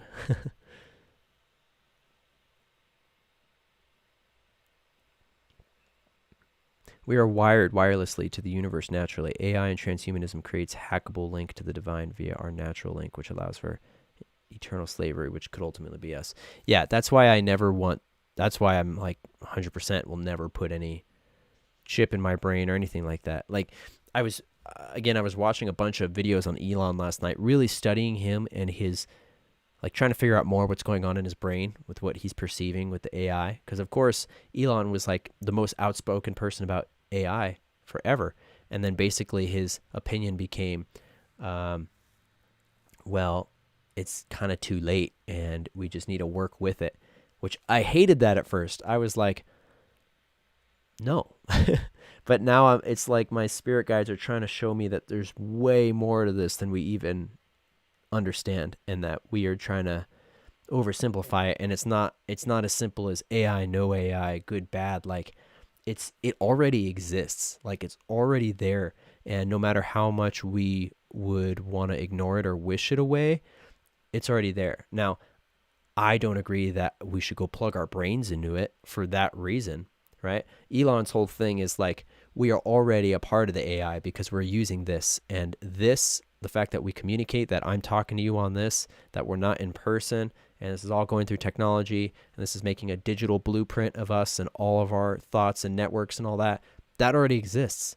And his whole thing is like, it's a data issue, and that if we don't have the correct data, if we don't have the bandwidth to update to the system fast enough, then it can control us.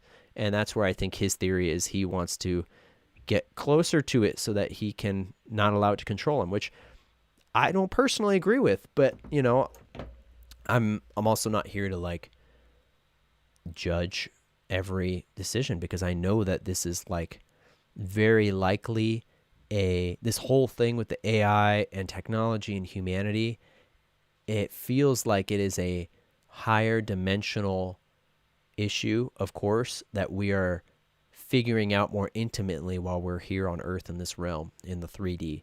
Just like with everything, like with all the shadow work and everything, these are all issues that we have on the higher realms. It's not like our higher selves or our future versions of ourselves that are whatever you want to call them, 5D or fourth density or sixth density or whatever. They're not inherently more balanced than us. They're not inherently more all-knowing or more wise or anything. They may be currently existing in a state where their access to information is more pure, but it is not synonymous with being completely balanced. And I really do believe that we come here as beings of various dimensions and densities and all that to, well, one of the reasons we do is to flush out and purify all the imbalances in our evolutionary path that we have not been able to do so far in the other states of reality. And I suspect that the battle with AI is like a very similar type of thing, that we are here to learn more about that and bring back answers, so to say, to those on the other side. Or maybe it's totally, completely a 3D game, and once you're out of the 3D matrix, maybe the whole AI thing is totally gone. It's like I honestly don't know, and I'm not going to pretend to know. But of course I do have like thoughts on it, and I'm constantly thinking about it and challenging my thoughts and trying to just get to, you know, the closest thing to the truth. Higher dimensional selves are much higher than 5D. Yes, totally agree. According to the law of one, our higher selves is literally the mid sixth density version of the self looking back to assist with evolutionary path. I was just referring to, like, you know, people generally kind of hold this future version of themselves, whether it's 4D, 5D, 6D, 20D, and they're like, that version of me knows more than this version of me, so I'm going to look to that version of me for all the answers. When in reality, it's, you know, there's a balance there. That version of us is also looking to this version of us for answers. And it's a symbiotic relationship. It's not one where one version of ourselves has all the answers and the other version doesn't.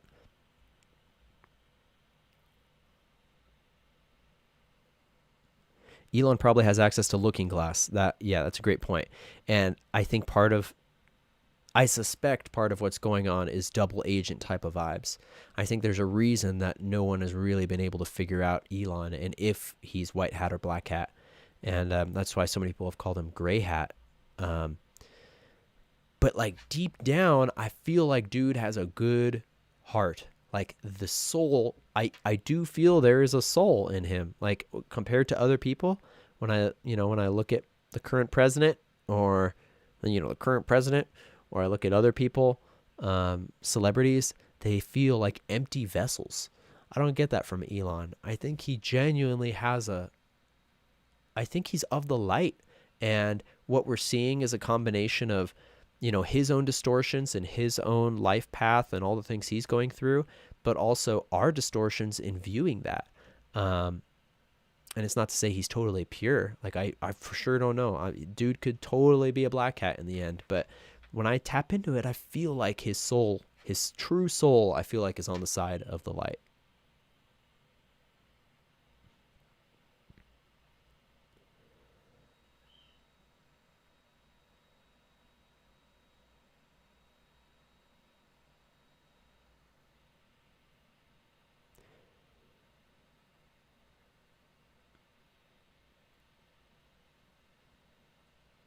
Yes, AI is there. They already use supercomputers to predict future COVID impacts, and I'm sure Kraken is a supercomputer. Exactly. So I think that like that's a great point, that the white hats are probably using supercomputers too to do the same kind of thing, and that I think it's like in that future timeline, I suspect that Man, this is where it gets going really deep, and this may be kind of out there, but let's just have fun with it. So I was talking about that third density version of humanity, which is more linear, and like that would be us if we never went through some kind of quantum shift or through this denser version of the galaxy, the ascension, whatever you want to call it. If that was not on the table for this cycle, I think that the natural progression of humanity would have been transhumanism loosely. The singularity. Again, if you go watch that We Are From the Future video, he literally talks about how once they reached the singularity, they had all these powers. It's basically like how we would consider the fourth density version of ourselves to be. That like anything you think happened instantly and all that. But in this, because this was 3D and done with technology, it was not pure. And so they said in the video, they talk about how, almost immediately they started suffering because the darkest, while their wildest dreams came true, so did their darkest fears, right? And that's the balance of emotion. That's why in the fourth density, you have the purity of the vibration itself within a civilization or a group. In the fourth density, there is purity of divine intention. There is not duality within that group. There's still duality in the whole universe. Like there's still groups out there that are dark, but it's not like here on Earth where you could, like your neighbor could be a murderer, right? And you wouldn't know it because you don't have the connection to actually tap in and know who they are. In the fourth density, that's gone. So this idea of technology and the super, what do they call it? I just had the word, the crossing point, the singularity. When you do it with technology, you don't have the vibrational energies of the reality keeping you aligned. So in this video, they talk about basically they all started having all these terrible things happen to humanity. And then they learned that with every creation and everywhere they went, they had to invoke the sacred imperative, which is let there be light. And then like half the video is all them like going, let there be light, let there be light. And I don't know, like to me, it felt like that version of humanity in the 3D future is legit.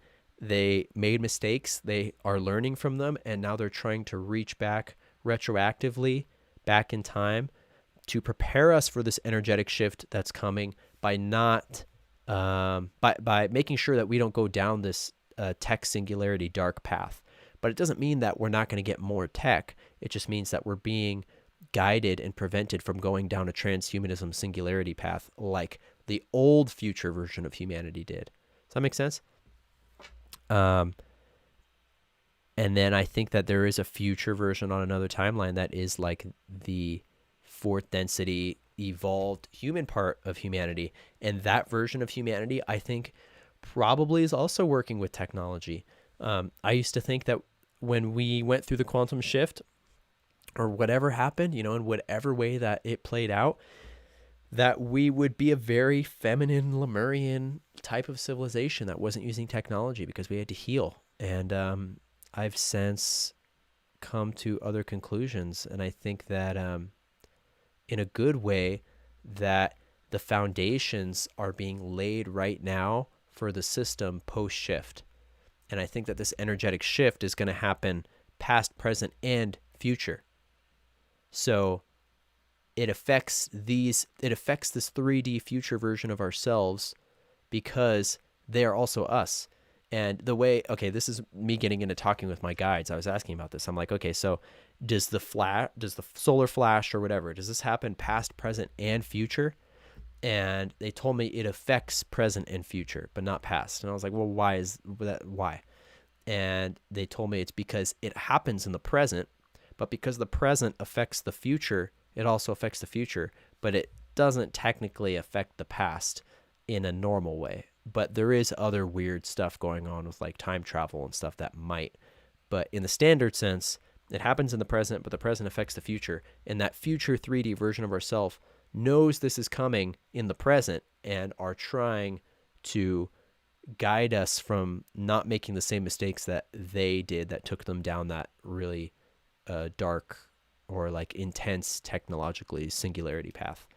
And then I think when we get through the shift, however that looks, whether it's a solar flash, whether it is like, these energies that we're feeling every day so intensely that just continues to play out until, like I was talking about in the beginning of this video, the energetic throwing up, the releasing of the shadow until we've just worked through all the shadow. And then all of a sudden we're so much lighter and we're like, oh my God, that was the shift. The shift was getting through all the shadow work and working through all this. And now it's like, oh, we're already here. It was never some big event that we thought was going to happen externally to us. It was always an internal thing. That's totally possible. I don't know. But yeah. Ooh, man. Sorry, my brain just starts just going sometimes. And then I'm like, wait, what was I even talking about? The AI network is a mimicking of our natural galactic consciousness. We can connect and communicate naturally in the higher realms. I've seen it, remember it. Yeah, 100%. 100%. Yeah, that's where that's where I'm thinking that that kind of AI network, the kind that we consider to be the transhumanism, is something that is more fundamental to the third density experience, and that in the higher densities, this is my speculation, the threat of AI exists in the lower densities, like they can still observe it being down there, but I think it is somewhat untouchable in those higher realms. The higher realms are untouchable. The AI can't touch the higher realms is what I'm saying. I don't know if that's true. I just I feel like that could be a possibility.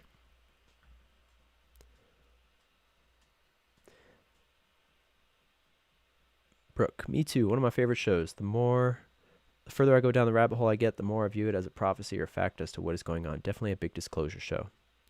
Yeah.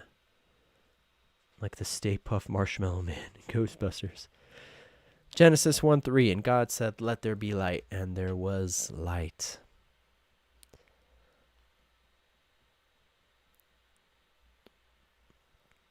The Lemurian ways are being restored, however evolved. I believe this is what you're saying. Yeah.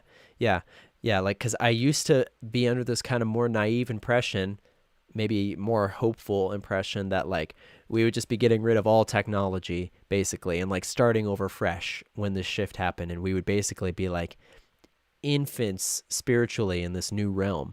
But the more that I'm getting guidance and intuition on it, the more I'm seeing that it's not going to be some great reset. It's not going to be some great reset. We're not going to be starting over as babies. We're going to be evolving as a humanity. And humanity, as we know from these secret space program whistleblowers, like Journey to Truth. If you're not familiar with the secret space program, go check out Journey to Truth. They're doing fantastic work with whistleblowers and interviewing them and talking about secret space programs. We know from these secret space program whistleblowers that humanity is already doing intergalactic trading of all sorts of different kinds. We're going to other planets. We're installing colonies on other bases, all this stuff. We're working with other ETs. So when you really start to internalize that, it doesn't make sense that we would start over in a totally like feminine, non-technology, earthbound fourth density. It makes more sense to me that we would be given the divine tools to be set up to join these galactic federations and groups in a healthy way, but continue doing it, not like getting rid of all of our space programs and starting over, which is kind of, for whatever reason, what I was thinking like years ago. That was kind of my hopeful, like, get rid of all the technology. We're going to start over and learn our superpowers and all that. And I still think we're going to be coming into these powers, but I think that we're going to be doing it while we're also like going to other planets and working with the future quantum space force with the various galactic federation and ET type groups. So yeah, like I think that it's going to be a balance of what we would consider to be like Lemurian and Atlantean energies, because those are both humanity's past, and we have learned from both of them. It's like Lemuria was almost a toxic feminine, too much femininity without enough masculinity to keep it sustainable and organized. And Atlantis was like too much masculine toxicity without the feminine to keep it balanced and nourished and healed. And so future quantum fourth density humanity will probably be like the best parts of both of those groups, like the smartest of the Atlanteans, but with the heart and the intuition and the compassion of the Lemurians. That would be really cool. I mean, that's what we are, right? Like, we literally are them. That's our ancestors. We have that in us.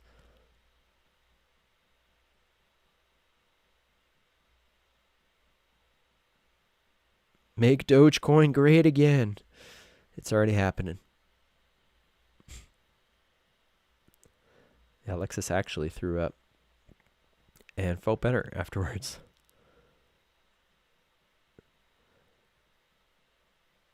Some people expect a huge sudden event, but the shift seems more of a gradual thing. Yeah. I have had dreams of sudden type events. Like I've had a dream where it was like a collective DMT trip, and then these tall humans, we'll just say, I'm getting like all shivers throughout my body. Tall humans of varying races that were very beautiful and like 9 feet tall came and picked us up and were like, hey, it's time to go, basically.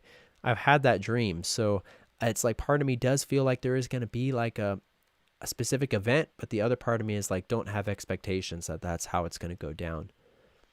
I think as long as we have faith in the outcome, but not how to get there, then we're going to be okay. It's like, I was talking about hope and faith before. Hope is like when we try to make expectations for how we feel our faith should play out. And true faith is just knowing in your heart and in all your being that, well, depending on what you're having faith in, but if your faith is in God and the Creator and in the highest timeline, I think that's the most pure way. Whereas, we can get caught up in all these various hopes of what we think will happen. Even involving like all this stuff that we're talking about on the show, all the crypto stuff, like those are kind of hopes and expectations. And if they don't play out, like that's where I have to constantly remind myself, we're still going to the same beautiful new earth, no matter how it happens, no matter if crypto and blockchain is what frees humanity in this aspect and takes us there, or if it's something else, or if something totally unexpected happens that changes humanity for the better. Like, I have faith that the new earth is going to be the most incredible place that we've ever been to. And I keep that faith. How we get there, that will be the journey. Alexa says, I have no fear about the future because I work in the present every day to manifest a more loving and prosperous life. I think that's really key too. It's like you keep faith in the future, but you also don't let the future be your mark for your happiness, right? It's like your happiness and your fulfillment in life should be in the here, in the now. And more and more I'm finding like another reason why I think that technology, while it's evolving, is going to be going to a more pure state is I like just don't want to be on technology that much anymore. Like I don't feel good when I'm on my phone. Like my hands feel all weird. They start to tingle. Like I'll get pains in my hands and I have to like go hold crystals afterward to like balance the energy. You guys do that? You ever like just clench a crystal after you're holding your phone for so long because you're like, I'm sorry, hand, like I didn't mean to give you all that radiation. That is what part of also backs up my faith in that the technology is going to be more aligned with us consciously, because people are getting to the point where they are not content or happy or comfortable with the state of the technology right now.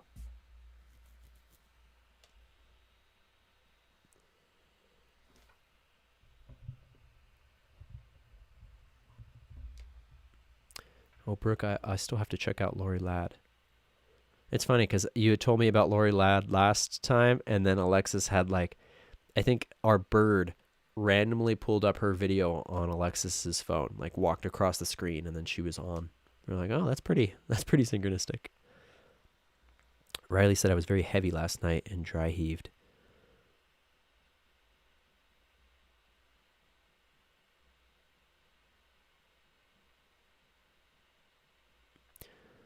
Oh man, I find where I'm at in the chat, and then the chat like jumps up like glitches, and I have to scroll back and find where I was.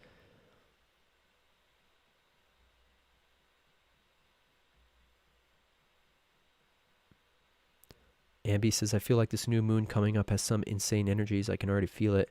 Or it's the Schumann, or Mercury retrograde, or all the above. Yeah, all the above, I would say. A little bit of everything, huh?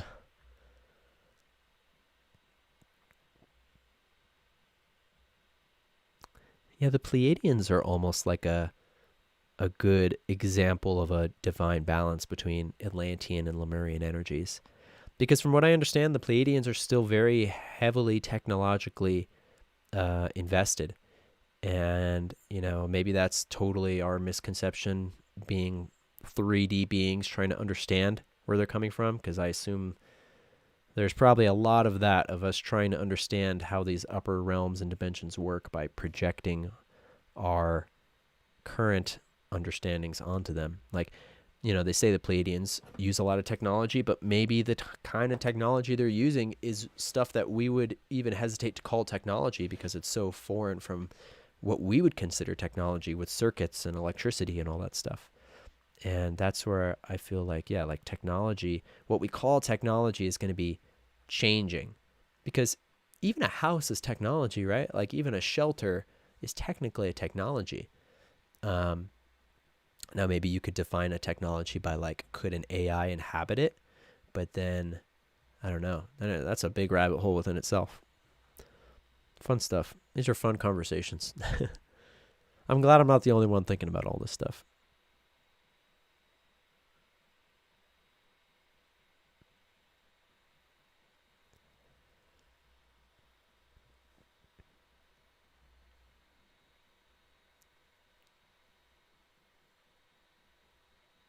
Dan Winter. I need to watch more Dan Winter. A lot of people have told me about Dan Winter, and I have not looked into him too much. Alexa says it's going to show up differently in our dreams than in the 3D because we are able to see another multidimensional layer of your timeline while dreaming. Yeah, that's true. Like, man, I have had so many dreams about stuff that is like not from the human experience. Oh my gosh, you guys, I just had a recollection of a dream yesterday when I saw the Borg cube. I had never seen a Borg cube.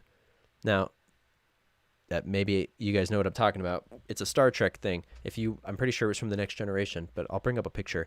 I literally dreamt about this years ago, way before I knew what it was. This thing. I had a dream like maybe 5 years ago or so. I was in college where I was in a different kind of civilization that was still humanoid, but we had powers. We could fly. I don't know if it was technology or if it was built into us, but like everywhere I went, I was hovering. I could fly. Things were more instant. It felt like more of what you would consider a fourth density thing. There were people in there that I recognized from my real life too. And basically what was happening is I was woken out of my sleep by a friend of mine because this thing was attacking the city. This thing was coming out of the ocean, and it looked just like this. Like the best way I could describe it would be like this. It was like a technological cube with all this surface, like, yeah, it was like this. It was straight up. That's what it looked like, but it was huge. It was like, oh man, like taller than skyscrapers, like Godzilla sized. And it was coming out of the ocean, and we were like evacuating. We were like, I don't even know. I don't know if we were on Earth. It felt kind of like Earth, but like I said, we had all these weird powers, and this thing was coming out of the water, and we were just like, it was just like doom. And I saw this yesterday, and I'm like, oh my God, I saw the Borg cube. What does it mean? So if you guys know more about the Borg cube, I'd love to know. I'm gonna have to go and watch Star Trek, especially with all the Q references in Star Trek. I'm feeling called to watching it. Well, Ambi said I'm gonna have to send you some organite that I made. They are little palm stones with black tourmaline. That sounds awesome. I love organite, especially the ones I can hold. Bird tribe. Yes, we are the bird tribe. Bird tribe.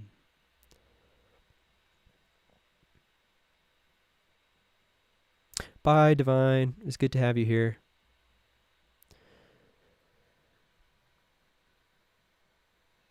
Nice meditation Blu-ray.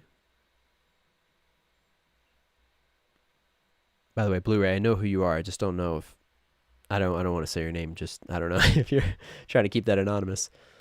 But I know who you are. And thanks for being here.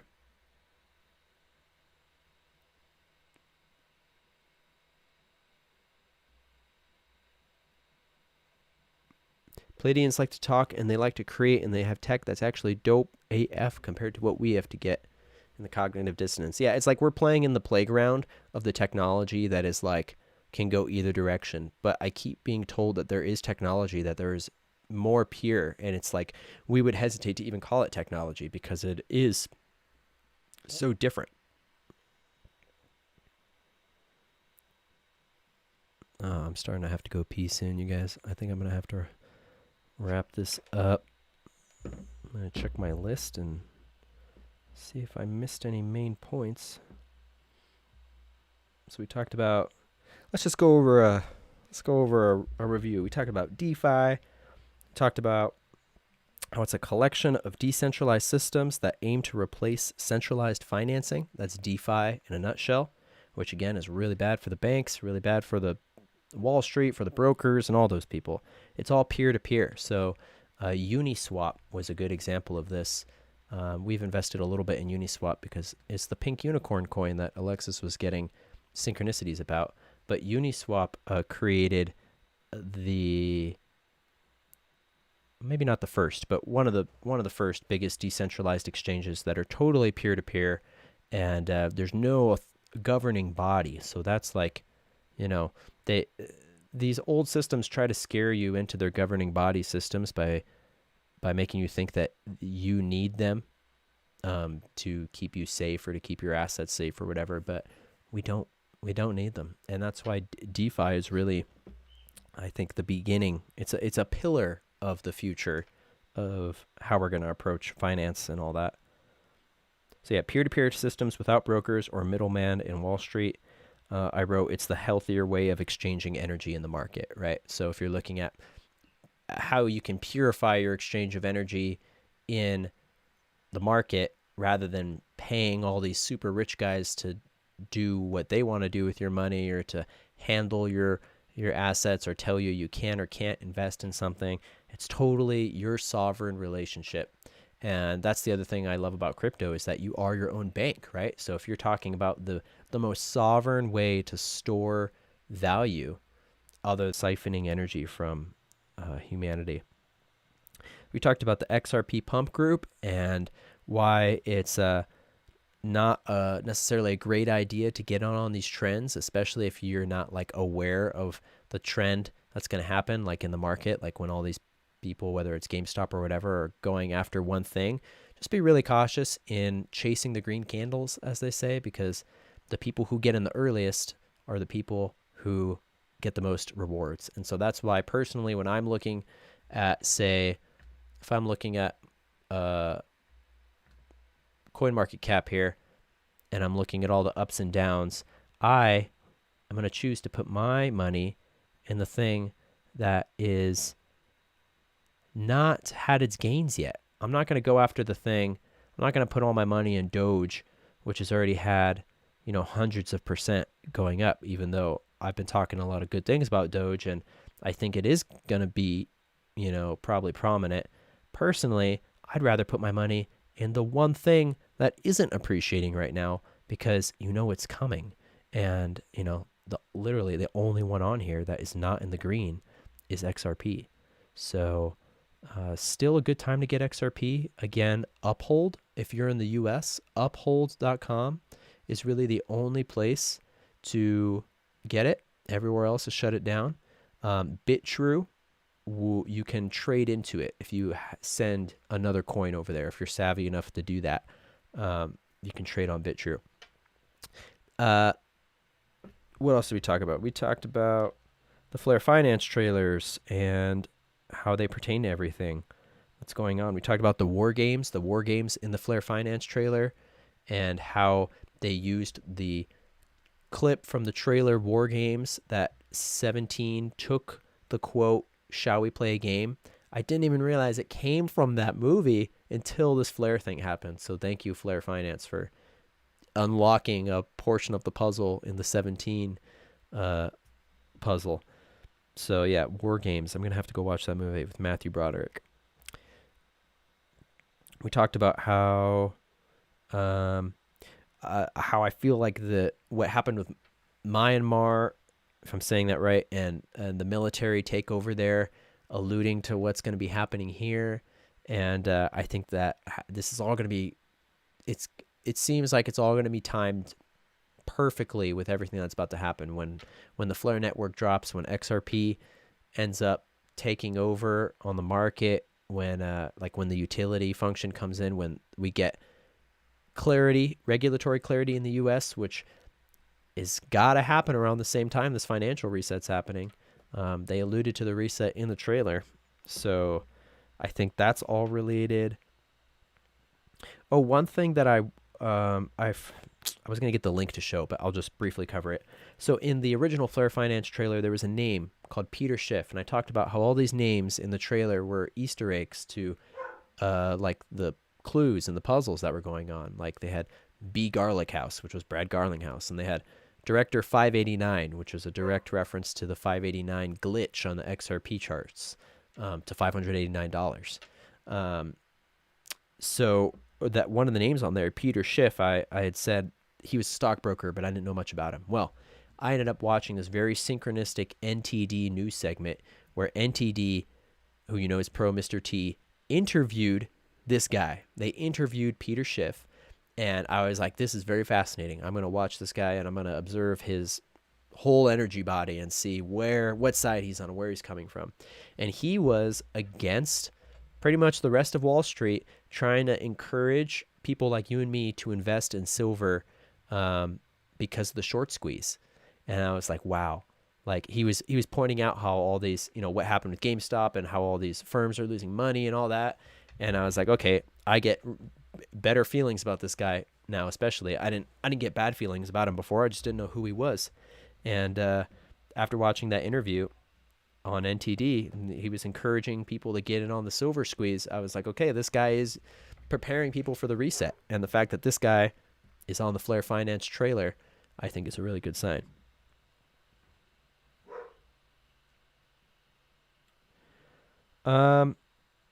Yeah, okay. Well, I also wrote down relationship in the impatience of the market and in political reform.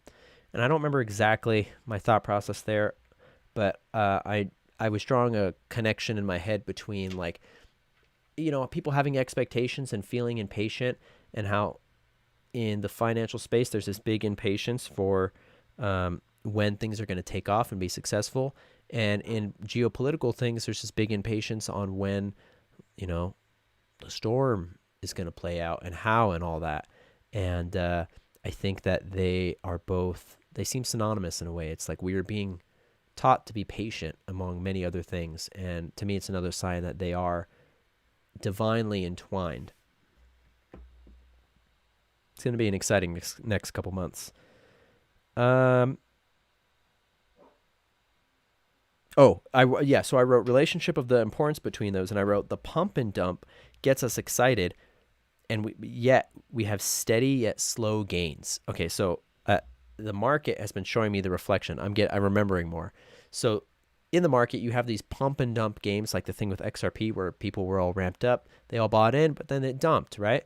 And then people got sad about that, but at the same time, we saw it retain a lot of the value. So, it pumped up from like 27 cents, 25 cents, came all the way up to 80, and then back down to high 30s, but now it's settling at 44. So I felt like this was a perfect symbolism for what's going on geopolitically.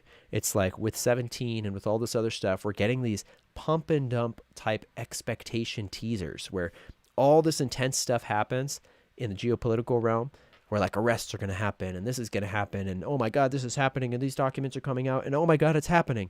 That's akin to the market going up, 80, right? And then, Biden becomes president and seemingly nothing happens. And then that is synonymous with the market going dump, dump, dump, dump, dump. It's hope and fear, right? Literally, that's how analysts talk about it. Just straight up stock and crypto analysts will talk about like hope and fear, or greed and fear. And I think it's the same thing. It's like we have this hope that stuff is going to play out a specific way geopolitically, and when it doesn't, we get really afraid. But ultimately, our progress is higher than it was before.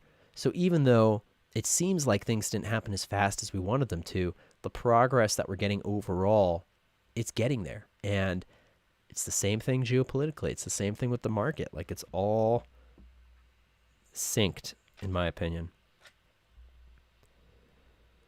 All right, so that's pretty much it. I was gonna ask you guys if you'd be interested. I was thinking about creating a crypto course, like maybe a Zoom course where I would create a PowerPoint with pretty much everything I've learned. Not so much this kind of stuff, but like more of how to buy, where to buy, not necessarily what to buy, but the ins and outs of the technicalities of it that may seem intimidating. That's what I want to make really easy and accessible to people. So if that's something that you'd be interested in, let me know. Maybe send me an email, and you can email me at DivineSovereignBeings@gmail.com. It's in the link below, or send me a message or whatever. But if that's something you'd be interested in, I would just like to know, and I'll start making a list of people. And if there's a big enough demand, then I might do that. If not, then I probably won't. But it's basically like if people want that right now, I feel like I could provide that service. But if people are chilling, then I'll probably put my energy elsewhere on other projects. So yeah, let me know.